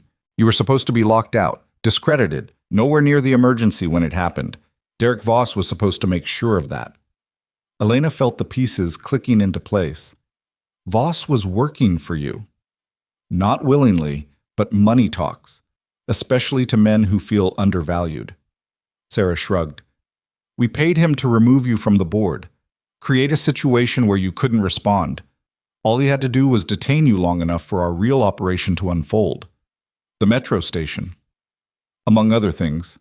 Sarah moved closer. The gun was still down, but her finger was on the trigger. "You were supposed to be tied up in HR meetings while the city tore itself apart. Instead, you showed up anyway, took command, stopped everything." Elena's mind raced. Voss didn't know what he was really doing. Of course not. He thought he was just helping us embarrass a nurse who'd made someone important angry. He had no idea about the drums, no idea about the scale. Sarah's expression hardened. "But you figured it out anyway. So now we have a problem." "Which is?" "You, alive, capable, in the way." Elena glanced at the children. They were starting to notice something was wrong. A little boy in the front row kept looking back at her. Chloe was 3 kids over, her face scrunched in confusion. "Let them go," Elena said. "Whatever you want from me, they're not part of it." "They're leverage." Sarah raised the gun slightly. "You're going to do exactly what I say, or I start shooting, starting with your daughter." Elena's hands clenched. "You won't." "Won't I?" "You need me for something, otherwise you'd have just killed me at the metro." Sarah tilted her head. "Smart. Yeah, we need you. Alive, cooperative, and very publicly discredited. Why? Because in 6 hours, there's going to be another incident. Bigger than the metro, bigger than the hospital. And when it happens, people are going to look for someone to blame. Someone who was in charge, someone who made the calls." Elena felt ice spread through her chest. "You're framing me. We're positioning you. There's a difference." Sarah pulled out her phone with her free hand and held it up. "See, we've already planted evidence. Emails from your account discussing the sale of restricted compounds. Financial transfers to offshore accounts in your name. Security footage showing you at the warehouse where those drums came from." "That's not possible. I've never..." "Doesn't matter. It's documented now. And in 6 hours, when the next attack happens, investigators are going to find a very clear trail leading straight back to you." Elena's mind spun. "What's the target?" "That's the best part. You'll see it coming, you'll try to stop it, and no one will believe you. Because by then, you'll be the prime suspect in a domestic terrorism case." "Why? What's the point of all this?" Sarah's smile vanished. "To prove that the system doesn't work. That the so-called experts can be bought, corrupted, turned. That the people you trust to keep you safe are just as dangerous as the threats they claim to fight." "That's insane." "That's truth." Sarah lowered the phone. "Now here's what's going to happen. You're going to walk out of here, alone, and disappear. No statements to the press. No warnings to your military friends. You vanish, and these kids live. And if I don't, Sarah raised the gun toward Chloe. Elena's breath stopped. The window behind Sarah exploded. Garrett came through in a shower of glass, tackling Sarah to the ground. The gun flew out of her hand and skittered across the floor. Children screamed. Mrs. Ramirez tried to stand, but the zip tie held her. Elena dove for the gun. Her fingers closed around it just as Sarah twisted out of Garrett's grip and lunged. Elena swung the weapon up and pressed it against Sarah's forehead. "Don't move!" Sarah froze. Blood ran from a cut on her cheek from the broken glass. She smiled. "It's too late. It's already happening." "What is?" "You'll see." Garrett pulled Sarah's arms behind her back and secured them with flex cuffs. Elena turned to the children. "Everyone okay?" They stared at her. Some were crying. Chloe's face was white. Elena handed the gun to Garrett and moved to Mrs. Ramirez. She pulled out a pocket knife and cut the zip tie. "Get the kids outside. Now." Mrs. Ramirez nodded and started herding children toward the door. Elena scooped up Chloe, who wrapped her arms around her mother's neck and buried her face. "It's okay, baby. You're safe." Outside, sirens were screaming. Police vehicles poured into the street. Tactical units surrounded the building. Elena carried Chloe out onto the front lawn as officers rushed past her. Garrett dragged Sarah out behind them. An FBI agent was already there, reading Sarah her rights. She didn't fight. She just kept smiling. 6 hours, she said, looking at Elena. Tick-tock. The agent pulled her away toward a waiting vehicle. Elena watched her go, still holding Chloe tight. Garrett appeared beside her. "You okay?" Elena nodded, not trusting her voice. "What did she tell you?" Elena set Chloe down and turned to face him. "There's another attack coming, 6 hours, bigger than the metro." Garrett's expression darkened. "Where?" "She wouldn't say, but she's been planning evidence to make it look like I'm behind all of it. That's not going to stick." "It doesn't have to stick permanently. It just has to stick long enough to keep me from stopping whatever's coming next." Garrett pulled out his radio. "We need to get ahead of this. I'll have my intelligence people start scrubbing." "It's not enough." Elena's mind was racing. "She said they've been watching me for 6 months.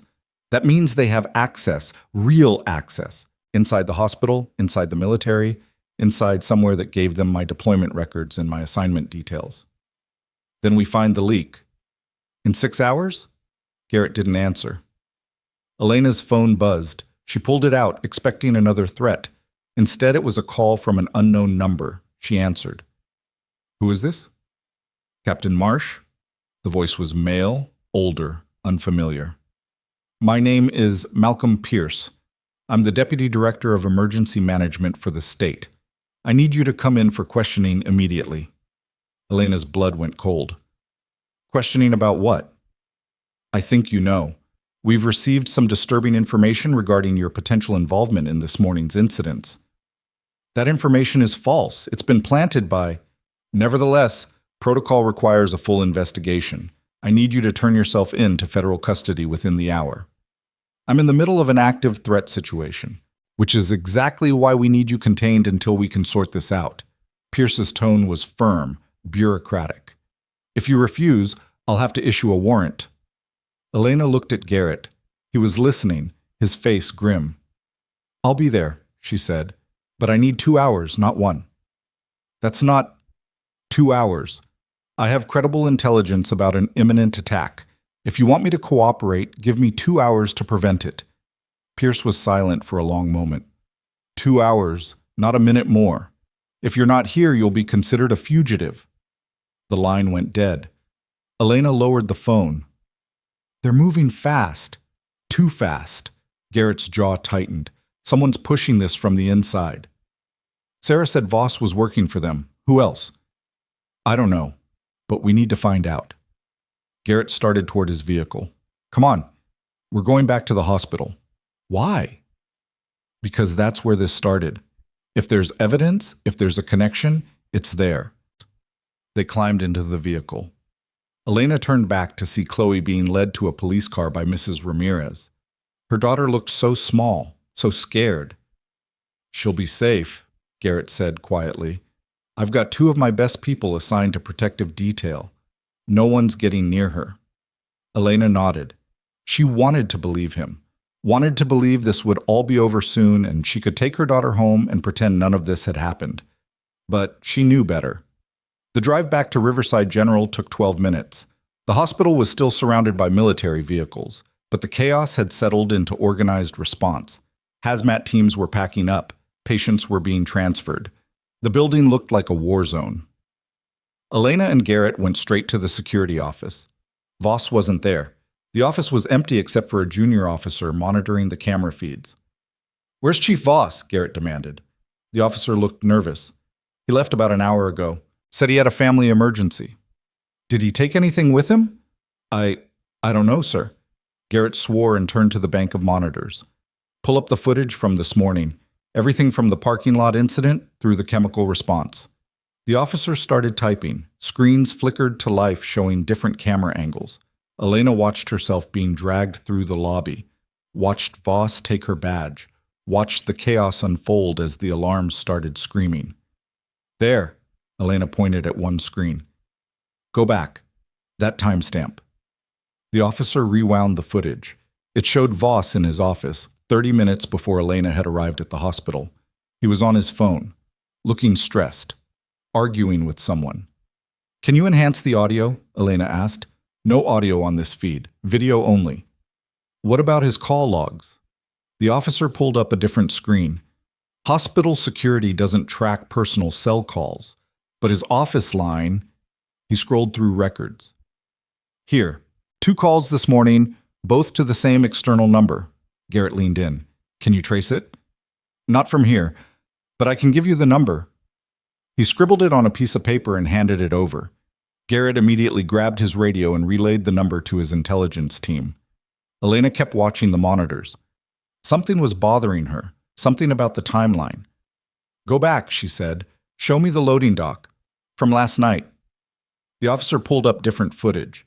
The loading dock at night, mostly empty except for a few delivery trucks coming and going. Elena watched the timestamp roll forward. 11:47 p.m., 12:03 a.m., 12:15 a.m. Then she saw it. A white panel van, the same one from the metro station, backing up to the loading dock. A man in coveralls got out and started unloading drums. 3 of them. But he wasn't alone. Someone in hospital scrubs came out to meet him. They talked for a moment. Then the person in scrubs helped carry one of the drums inside. Elena's stomach dropped. "Zoom in on that person." The officer enhanced the image. The face came into focus. Patricia Sellers, the HR director who'd locked Elena in a room and suspended her access. "She was in on it," Elena said quietly. Garrett stared at the screen. "She helped them bring in the drums." "Which means she knew. She knew what was coming, and she made sure I wasn't there to stop it." Elena felt rage building in her chest. "Voss detained me. Sellers suspended me. They removed me from the board so their plan could work." "Where is she now?" The officer checked another screen. "Still in the building. Her office is on the 3rd floor." Garrett and Elena moved. They took the stairs at a run, boots pounding on concrete. The 3rd floor was administrative, carpeted hallways, closed office doors, the quiet hum of bureaucracy. Patricia's office door was closed. Garrett didn't knock. He kicked it open. Patricia sat behind her desk, packing files into a box. She looked up as they entered and her face went pale. "Captain Marsh, Major Garrett, "Stand up," Garrett ordered. Patricia stood slowly. "I don't understand." "You helped them." Elena's voice was cold. "You helped them bring chemical weapons into this hospital." "I don't know what you're talking about." "We have footage." Garrett pulled out his phone and showed her the screen. "You, loading dock, last night, 3 drums. Patricia's face crumbled. "I didn't know what was in them." "Bullshit. I swear, I was told they were medical supplies, part of a federal emergency preparedness shipment. I was just helping." "You suspended my access." Elena stepped closer. "You locked me in a room while people were dying. You knew exactly what you were doing." Patricia's hands were shaking. "They told me you were under investigation, that you were a security risk. I was following protocol." "Whose protocol?" Patricia looked between them. "I received instructions from the State Emergency Management Office, Deputy Director Pierce. He said there were concerns about your clearance level, and that you needed to be contained during the response exercise. Elena felt the pieces clicking together. Pierce is part of this. He's the one who called me an hour ago, Elena said to Garrett, demanding I turn myself in. Garrett's expression turned lethal. He's trying to lock you down before you can interfere with whatever's coming next. Patricia sank into her chair. I didn't know. I swear I didn't know it was real. I thought it was just a drill, a test of our procedures. People died, Elena said. I know. Patricia's voice broke. I'm sorry. I'm so sorry. Garrett pulled out his radio. I need a federal arrest warrant for Malcolm Pierce, Deputy Director of State Emergency Management. Conspiracy, terrorism, murder. And get me a team at his office now. He turned back to Patricia. You're under arrest. You'll cooperate fully with our investigation, or I'll make sure you spend the rest of your life in federal prison. Patricia nodded, tears streaming down her face. Elena turned away. She didn't have time for this. Didn't have time for tears or apologies or regret. The clock was still ticking, 5 hours left. She pulled out her phone and opened the texts from earlier. The unknown number. The threats. The photo of Chloe. She stared at the messages, her mind working through possibilities. Sarah had been caught. Patricia was confessing. Voss was missing. Pierce was about to be arrested. But something still didn't fit. Sarah had said the attack was already happening, not coming, happening, which meant it wasn't in 5 hours. It was now. Elena looked at Garrett. We're missing something. What? Sarah said it was too late, that it was already happening, not about to happen, present tense. Garrett frowned. She could have been bluffing. She wasn't bluffing at the daycare. She had every detail, every piece of evidence. These people don't bluff. Elena pulled up the photo of Chloe again, studied the background, the playground, the fence, the street beyond, and in the far corner of the frame, barely visible, a white panel van, the same van from the metro station, from the loading dock. When was this photo taken? She asked. Garrett looked. Metadata says this morning, 7:32 a.m. Elena's blood turned to ice. That's before the metro attack, before any of this started. So they were already at the daycare when they sent me that text. They were in position hours ago. Elena looked up at him. What if the daycare wasn't a threat? What if it was a distraction? Garrett's eyes widened. To pull you away from the real target, which we still don't know. Elena started pacing. Think. 3 drums, 1 at the hospital, 2 at the metro. We stopped both. But what if there were more? The guy in the truck said there were only 3. He said he only brought 3. What if there were multiple deliveries? Garrett grabbed his radio. This is Major Garrett. I need a full inventory of every delivery to Riverside General in the last 72 hours. And get me a list of every federal facility, school, and high-traffic location in Ashford Heights. Elena's phone buzzed. Another text from the unknown number. You're too late, but you can watch. An attachment loaded, a live video feed. Elena opened it, and her breath stopped. The video showed the interior of a large building, rows of desks, computer monitors, people working in cubicles, unaware they were being filmed, the state capitol building, the emergency management office, and sitting on a desk in the center of the frame, surrounded by busy workers, was a metal canister identical to the one Elena had found in the metro station. The timer showed 0 hours, 4 minutes, 27 seconds. 4 minutes and 27 seconds. Elena grabbed Garrett's arm. The Capitol building. Pierce isn't the target. He's patient 0. Garrett was already moving before Elena finished speaking. He grabbed his radio and his voice cut through every channel like a knife. All units, active device at State Capitol building, emergency management floor, evacuation protocol Alpha. I want that building cleared in 3 minutes. Elena watched the timer tick down on her phone screen. 0 hours, 4 minutes, 11 seconds. The people in the video kept working, typing emails, shuffling papers, drinking coffee, completely unaware. We'll never make it in time, she said. My people are 2 blocks away. They can't disarm it remotely, and you know it. Elena was already running toward the stairs. How far is the Capitol? 6 minutes by car. Make it 4. They hit the parking lot at a sprint. Garrett's vehicle was still running, doors open. Elena jumped into the passenger seat and Garrett was behind the wheel before she had her seatbelt fastened. The tires screamed as he pulled out. The radio exploded with chatter, units responding, evacuation teams deploying, bomb squads scrambling. Garrett cut through it all. "Patterson, you still with me?" The young soldier's voice came through, steady despite what he'd been through in the metro. "Yes, sir. I need you at the Capitol building, 3rd floor, emergency management. There's a device. Can you get there?"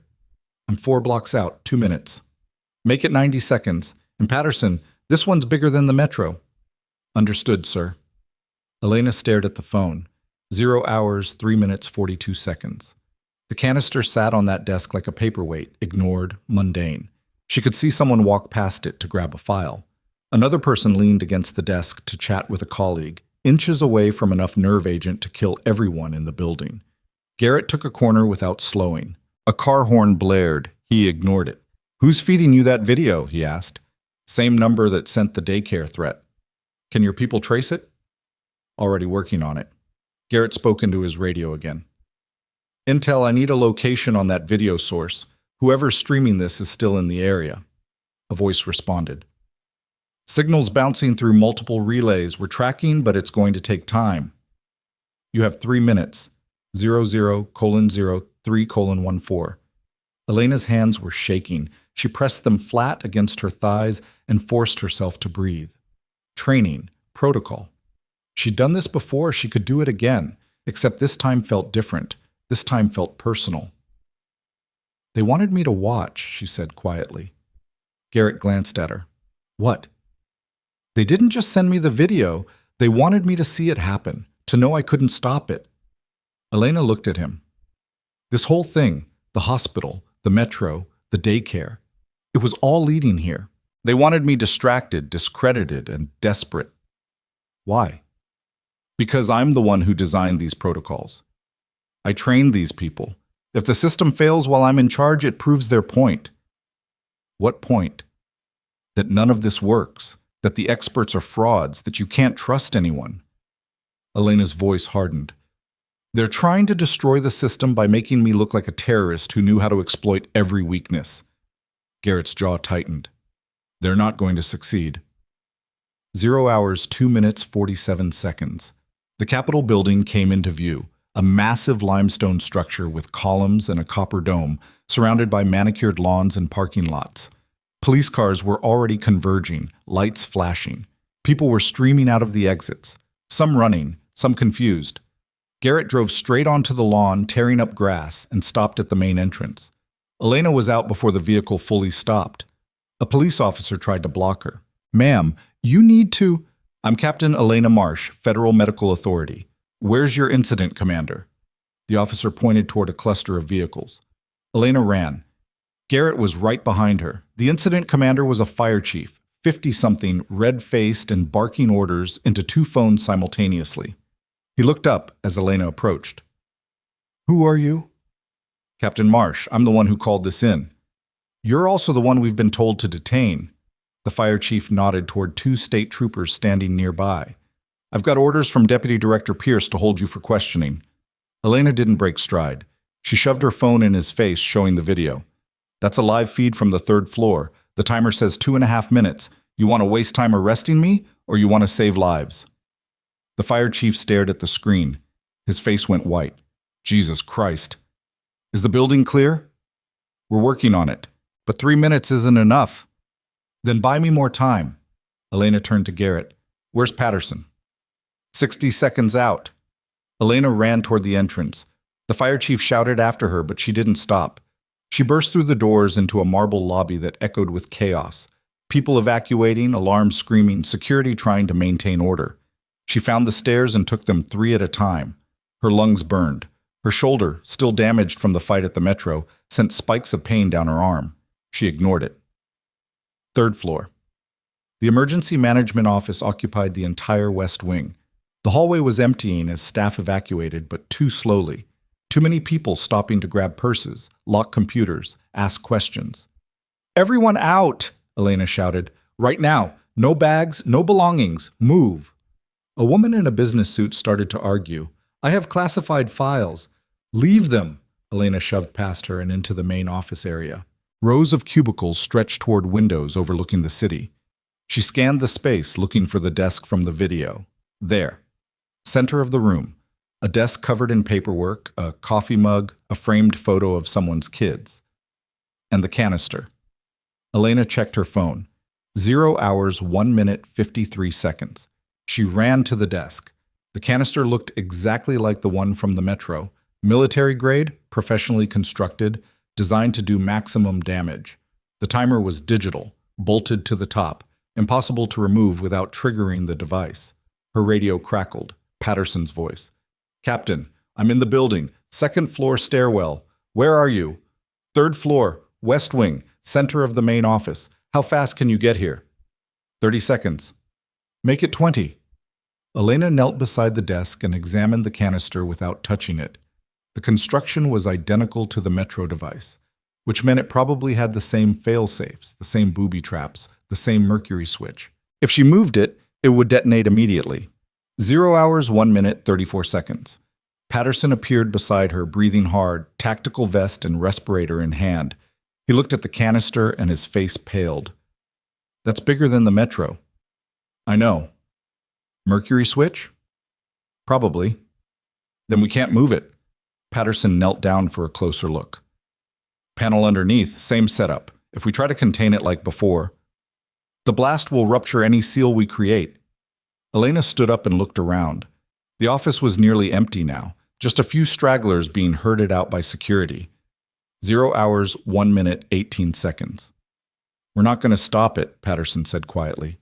"No, we're not." Elena grabbed her radio.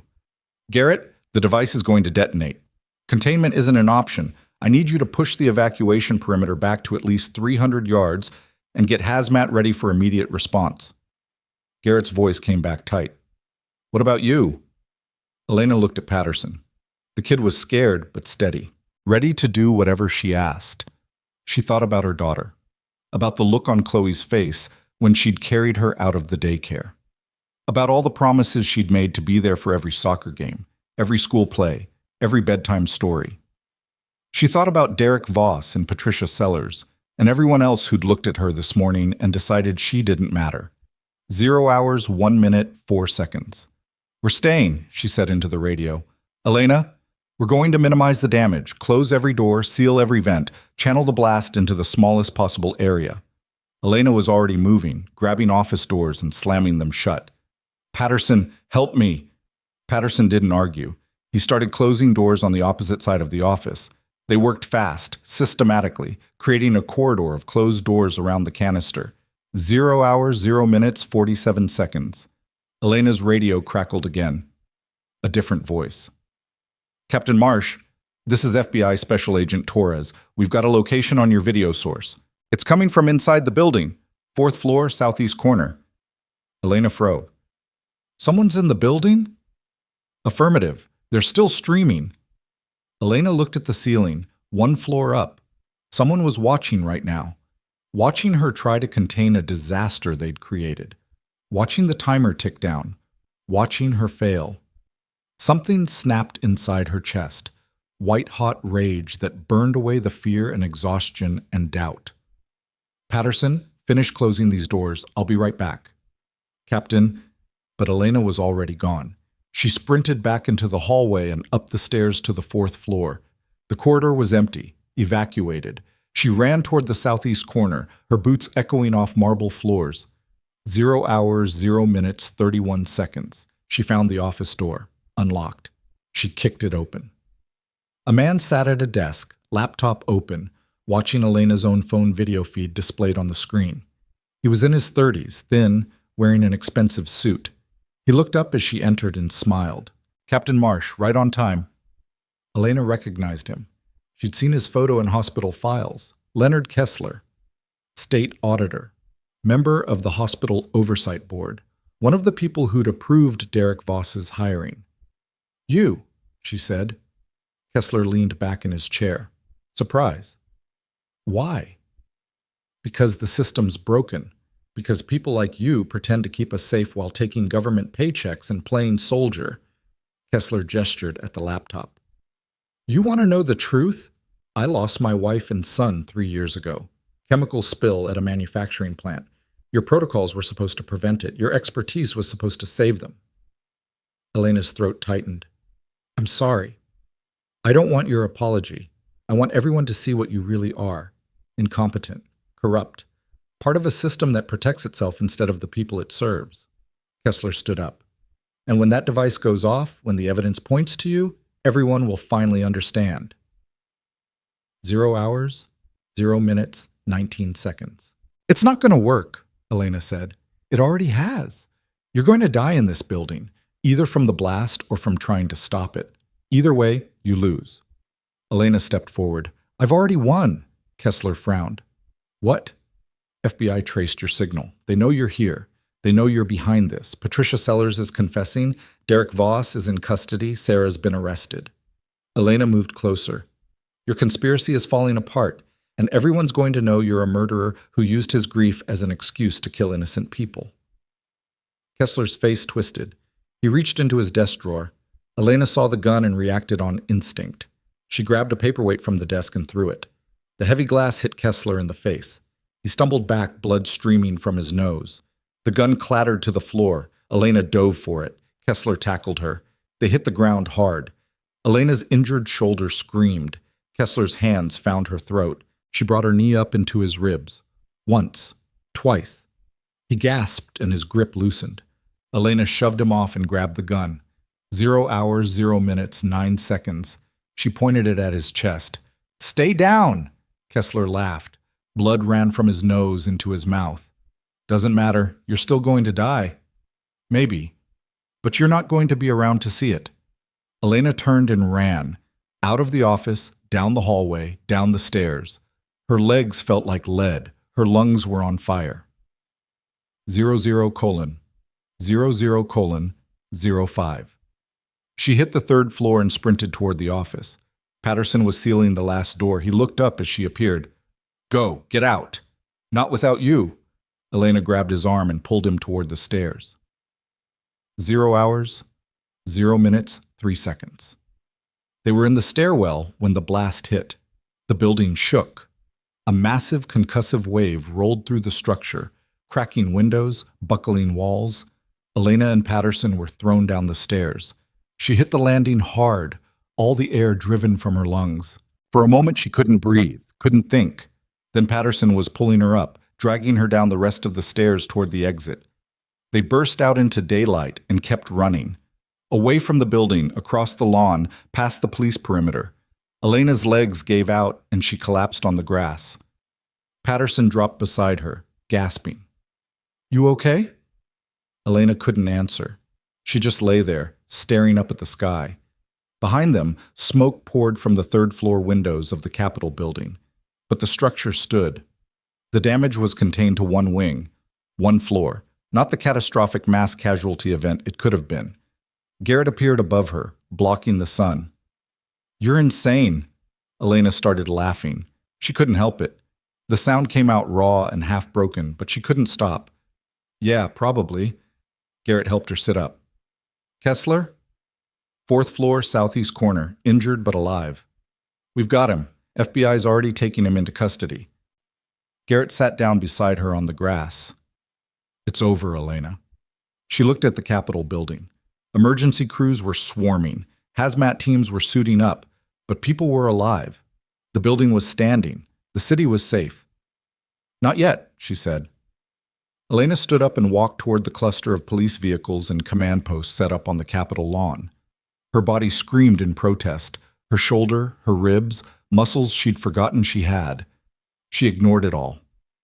She found the fire chief first. He was coordinating hazmat response, radio in hand, red-faced and shouting. He saw her coming and tensed. I need a statement, Elena said. You're under arrest. No, I'm not. Malcolm Pierce is under arrest. Leonard Kessler is under arrest. Derek Voss and Patricia Sellers are in custody. I'm the person who just stopped this building from becoming a morgue. Elena stepped closer. And I need you to tell every reporter, every camera, and every agency that I did my job today, that the system worked. Not because it's perfect, but because people like me showed up when it mattered. The fire chief stared at her. Then he nodded slowly. I'll make sure they know. Elena turned and walked toward the press gathering at the perimeter. Cameras were everywhere, reporters shouting questions. She didn't stop until she was close enough for every lens to catch her face. A reporter shoved a microphone toward her. Captain Marsh, is it true you were involved in planning these attacks? Elena looked directly into the camera. No, it's true that someone tried very hard to make it look that way. Someone who wanted to prove that the experts couldn't be trusted, that the system was broken, that people like me were frauds. Who? Leonard Kessler, state auditor, member of the hospital oversight board. He orchestrated this entire operation, the hospital, the metro, the Capitol. He recruited Derek Voss and Patricia Sellers. He planted evidence to frame me. And he failed. Another reporter. How did he fail?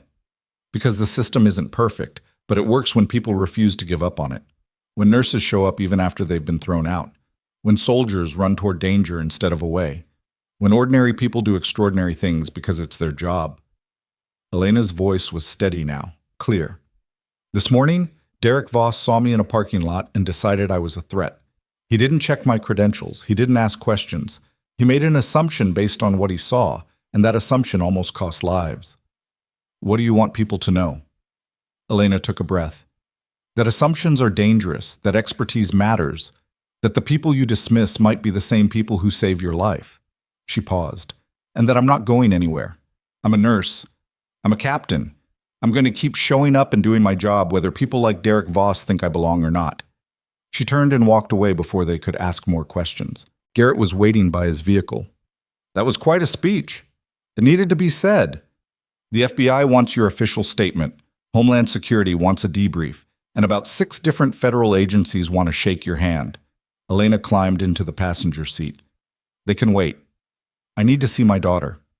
Garrett got behind the wheel. Already arranged. She's with your protective detail at a secure location. I'll take you there now. They drove in silence for a few minutes.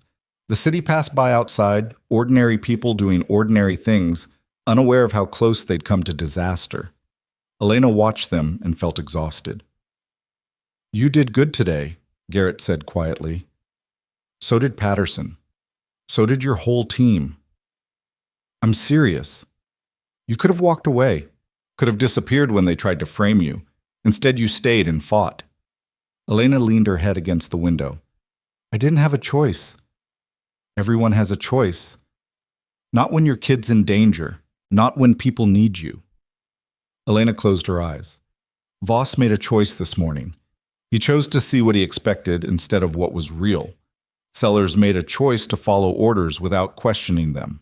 Pierce, Kessler, all of them, they chose to believe the system was broken instead of trying to fix it. And you chose differently. I chose to do my job. They pulled up to a federal building downtown. Garrett's protective detail was stationed outside. Elena got out and walked through the entrance into a secure conference room. Chloe sat at a table, coloring. She looked up as Elena entered and her face lit up. Mommy! Elena dropped to her knees and caught her daughter as she ran into her arms. She held her tight, breathing in the smell of her hair, feeling her small body pressed against her chest. I'm sorry, baby. I'm so sorry you were scared. Chloe pulled back. Are the bad people gone? Yes, they're gone. Forever? Elena smoothed her daughter's hair. Forever. Chloe studied her face. You look tired. I am tired. We can go home now? Not yet. Soon. Elena kissed her forehead. But I promise, when we do, I'm taking the rest of the week off. We'll watch movies and eat ice cream, and I won't think about work at all. Can we get the ice cream with the chocolate pieces? Absolutely. Chloe smiled and went back to her coloring. Elena stood up. Mrs. Ramirez was sitting in the corner, still shaken but safe. Thank you for staying with her. Of course. Mrs. Ramirez hesitated. What happens now? Now? Elena looked at her daughter, coloring peacefully like nothing had happened. Now we rebuild. The hospital, the protocols, the trust. We figure out how someone like Kessler got access to military-grade weapons. We make sure it never happens again. Can you do that? I have to. 3 days later, Elena stood in the main conference room at Riverside General Hospital, facing a panel of federal investigators, hospital administrators, and state officials. Major Garrett sat beside her. Outside the windows, news vans still crowded the parking lot. The lead investigator was an FBI agent named Morrison, gray-haired and methodical. He'd spent the last 72 hours piecing together the conspiracy. Now he presented his findings to a room full of people who'd spent the last 3 days wondering if they still had jobs. Leonard Kessler orchestrated the entire operation, Morrison said, projecting documents onto a screen. After his family died in the chemical spill 3 years ago, he developed an obsessive hatred of what he called the safety industrial complex. He believed the experts were frauds, and the system was designed to protect itself instead of citizens. Morrison clicked to the next slide. He used his position as state auditor to identify weaknesses in emergency response protocols. He recruited Derek Voss by exploiting his financial problems and resentment over being passed over for promotions. He approached Patricia Sellers with fabricated evidence of Captain Marsh's supposed security violations, and he coordinated with domestic extremist groups to acquire the chemical weapons. Another slide. The goal was to orchestrate a disaster that would expose the supposed incompetence of the emergency response system, with Captain Marsh, a decorated veteran and respected expert, taking the blame. The plan failed because Captain Marsh did exactly what she was trained to do. Morrison turned to face Elena. Captain, I want to apologize on behalf of this entire system for what you endured. You were wrongly detained, publicly humiliated, and framed for crimes you didn't commit. And despite all of that, you saved hundreds of lives. Elena didn't respond immediately. She looked around the room at faces she recognized. Administrators who'd sided with Voss, doctors who'd watched her get dragged through the lobby, nurses who'd turned away.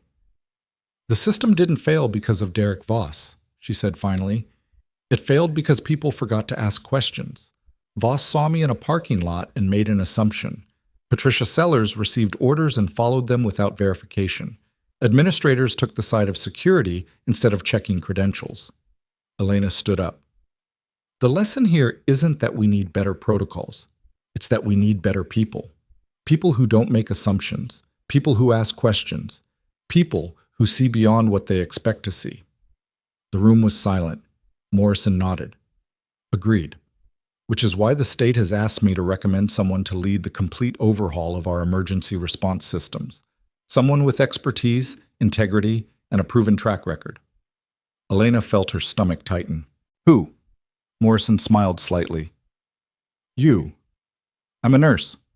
You're a captain, you're a leader, and you're the person who refused to give up even when everyone else had given up on you. Morrison pulled out a folder. The governor wants to create a new position, Chief of Statewide Emergency Medical Response. You'd have authority over all hospitals, all emergency protocols, all disaster preparedness, full federal backing, your own team, complete autonomy. Elena stared at the folder. I have a daughter. So bring her with you. This is a promotion, Captain, not a deployment. Elena looked at Garrett.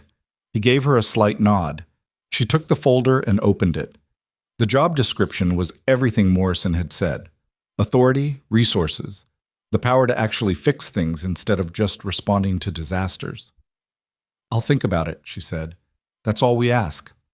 The meeting ended. People filed out, some stopping to shake Elena's hand, others avoiding her eyes. She gathered her things and walked toward the exit. Bethany was waiting in the hallway. The charge nurse looked older than she had 3 days ago, worn down by everything that had happened. Elena, I need to say something. Elena stopped. Bethany's voice cracked. I watched them drag you out. I stood there and did nothing. You were following orders. I should have questioned them. Should have asked what was happening. Should have... Bethany wiped her eyes. I'm sorry. Elena studied her for a moment. Then she held out her hand. I accept your apology. And when I take this new job, I'm going to need people who understand what went wrong, people who can help make sure it never happens again. Bethany shook her hand, relief flooding her face. Thank you. Elena walked through the hospital lobby, past the spot where she'd been detained, past the security office where Voss had taken her badge. Staff watched her pass. Some nodded. Some looked away. She stepped outside into November sunshine. The parking lot was quiet now, the military vehicles gone. The chaos settled into something like normalcy. Her phone buzzed. A text from her daughter's daycare. Chloe asked when you're picking her up. She wants to show you something she made. Elena smiled. She typed back, "On my way now." She climbed into her car, the same black Pathfinder she'd been searching that morning, which felt like a lifetime ago. She sat behind the wheel for a moment, looking at the hospital in her rearview mirror. 6 days ago, she'd been just a nurse. Underpaid, overworked, invisible.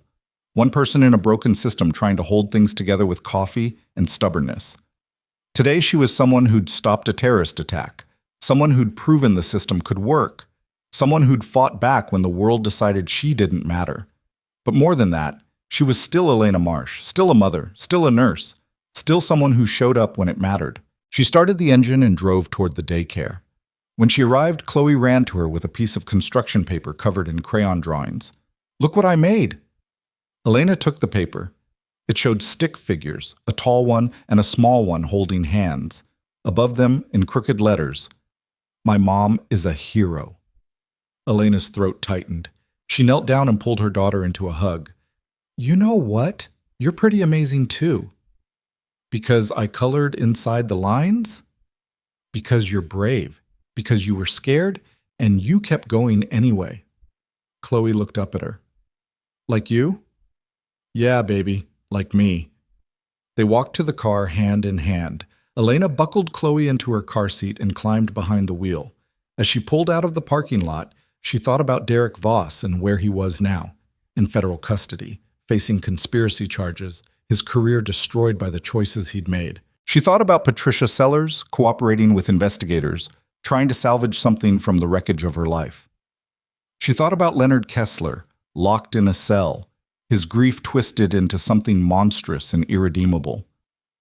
And she thought about herself, about the woman who'd stood alone in a parking lot this morning, digging for her ID while the world decided she didn't belong. That woman had saved a city. Elena drove through Ashford Heights as afternoon turned to evening, past the hospital where she'd been humiliated, past the metro station where she'd faced down a bomb, past the Capitol building where she'd refused to quit. Chloe chattered in the back seat about her day, about snack time and playground rules and a boy who'd shared his cookies. Normal things, beautiful things, the things worth fighting for. Elena turned onto their street as the sun set behind the buildings, painting the sky in shades of orange and purple. She pulled into their driveway, killed the engine, and sat there for a moment. Her phone buzzed one more time. A message from Major Garrett. FBI confirmed Kessler's entire network has been dismantled. 23 arrests, no outstanding threats. You can rest now. Elena read the message and felt something release in her chest. The weight she'd been carrying for 3 days, the fear, the pressure, the responsibility, finally lifted. She texted back, "Thank you for everything." Garrett's response came immediately. "You did the hard part. I just drove the getaway car." Elena smiled. She unbuckled Chloe and carried her inside their apartment, a small 2-bedroom with second-hand furniture and dishes in the sink and toys scattered across the floor. Home. She made macaroni and cheese for dinner. She gave Chloe a bath. She read 3 bedtime stories and tucked her daughter in with the nightlight on and the door cracked open. "Mommy?" Chloe's voice was sleepy. "Yeah, baby?" "Are you going back to work tomorrow?"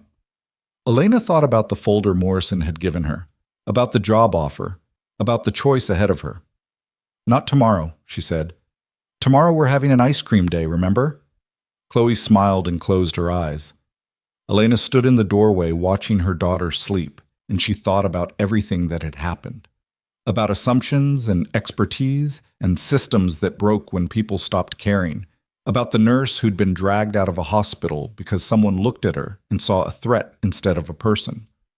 About the captain who'd refused to disappear when the world tried to erase her. About the mother who'd fought her way through hell to make sure her daughter stayed safe. She thought about all the people who doubted her, dismissed her, decided she didn't matter. And she thought about what she'd told that reporter. The people you dismiss might be the same people who save your life. Elena Marsh had proven that today. And tomorrow, when she opened that folder and took that job and started rebuilding a broken system from the ground up, she'd prove it again. Not because she was perfect, not because she never made mistakes, not because she had all the answers, but because she showed up, because she cared, because when everyone else looked at her and saw nothing, she looked back and saw someone worth fighting for, herself. Elena closed her daughter's door and walked to the living room window. The city spread out before her, lights coming on as darkness fell, people settling into their evening routines, completely unaware of the woman who'd saved them. That was fine. She didn't need them to know. She just needed to keep showing up. Elena picked up her phone and opened the folder Morrison had sent. She read through the job description one more time. The scope was massive, the responsibility overwhelming, the chance to actually fix things instead of just surviving them. She thought about it for exactly 10 seconds. Then she typed an email to Morrison. I accept. When do I start? His response came back in under a minute. Monday. Welcome aboard, Chief Marsh. Elena set the phone down and looked out at the city one more time. She'd been underestimated, humiliated, and nearly destroyed today. She'd also saved hundreds of lives and exposed a conspiracy that had almost torn apart everything she believed in. Tomorrow, she'd take her daughter for ice cream. Monday, she'd start changing the system. And somewhere in a federal prison, Derek Voss would spend the rest of his life remembering the woman he'd dragged out of that hospital, the woman who'd been smarter, stronger, and more capable than he'd ever imagined, the woman he should have asked about instead of assumed. Elena Marsh smiled. She was just getting started.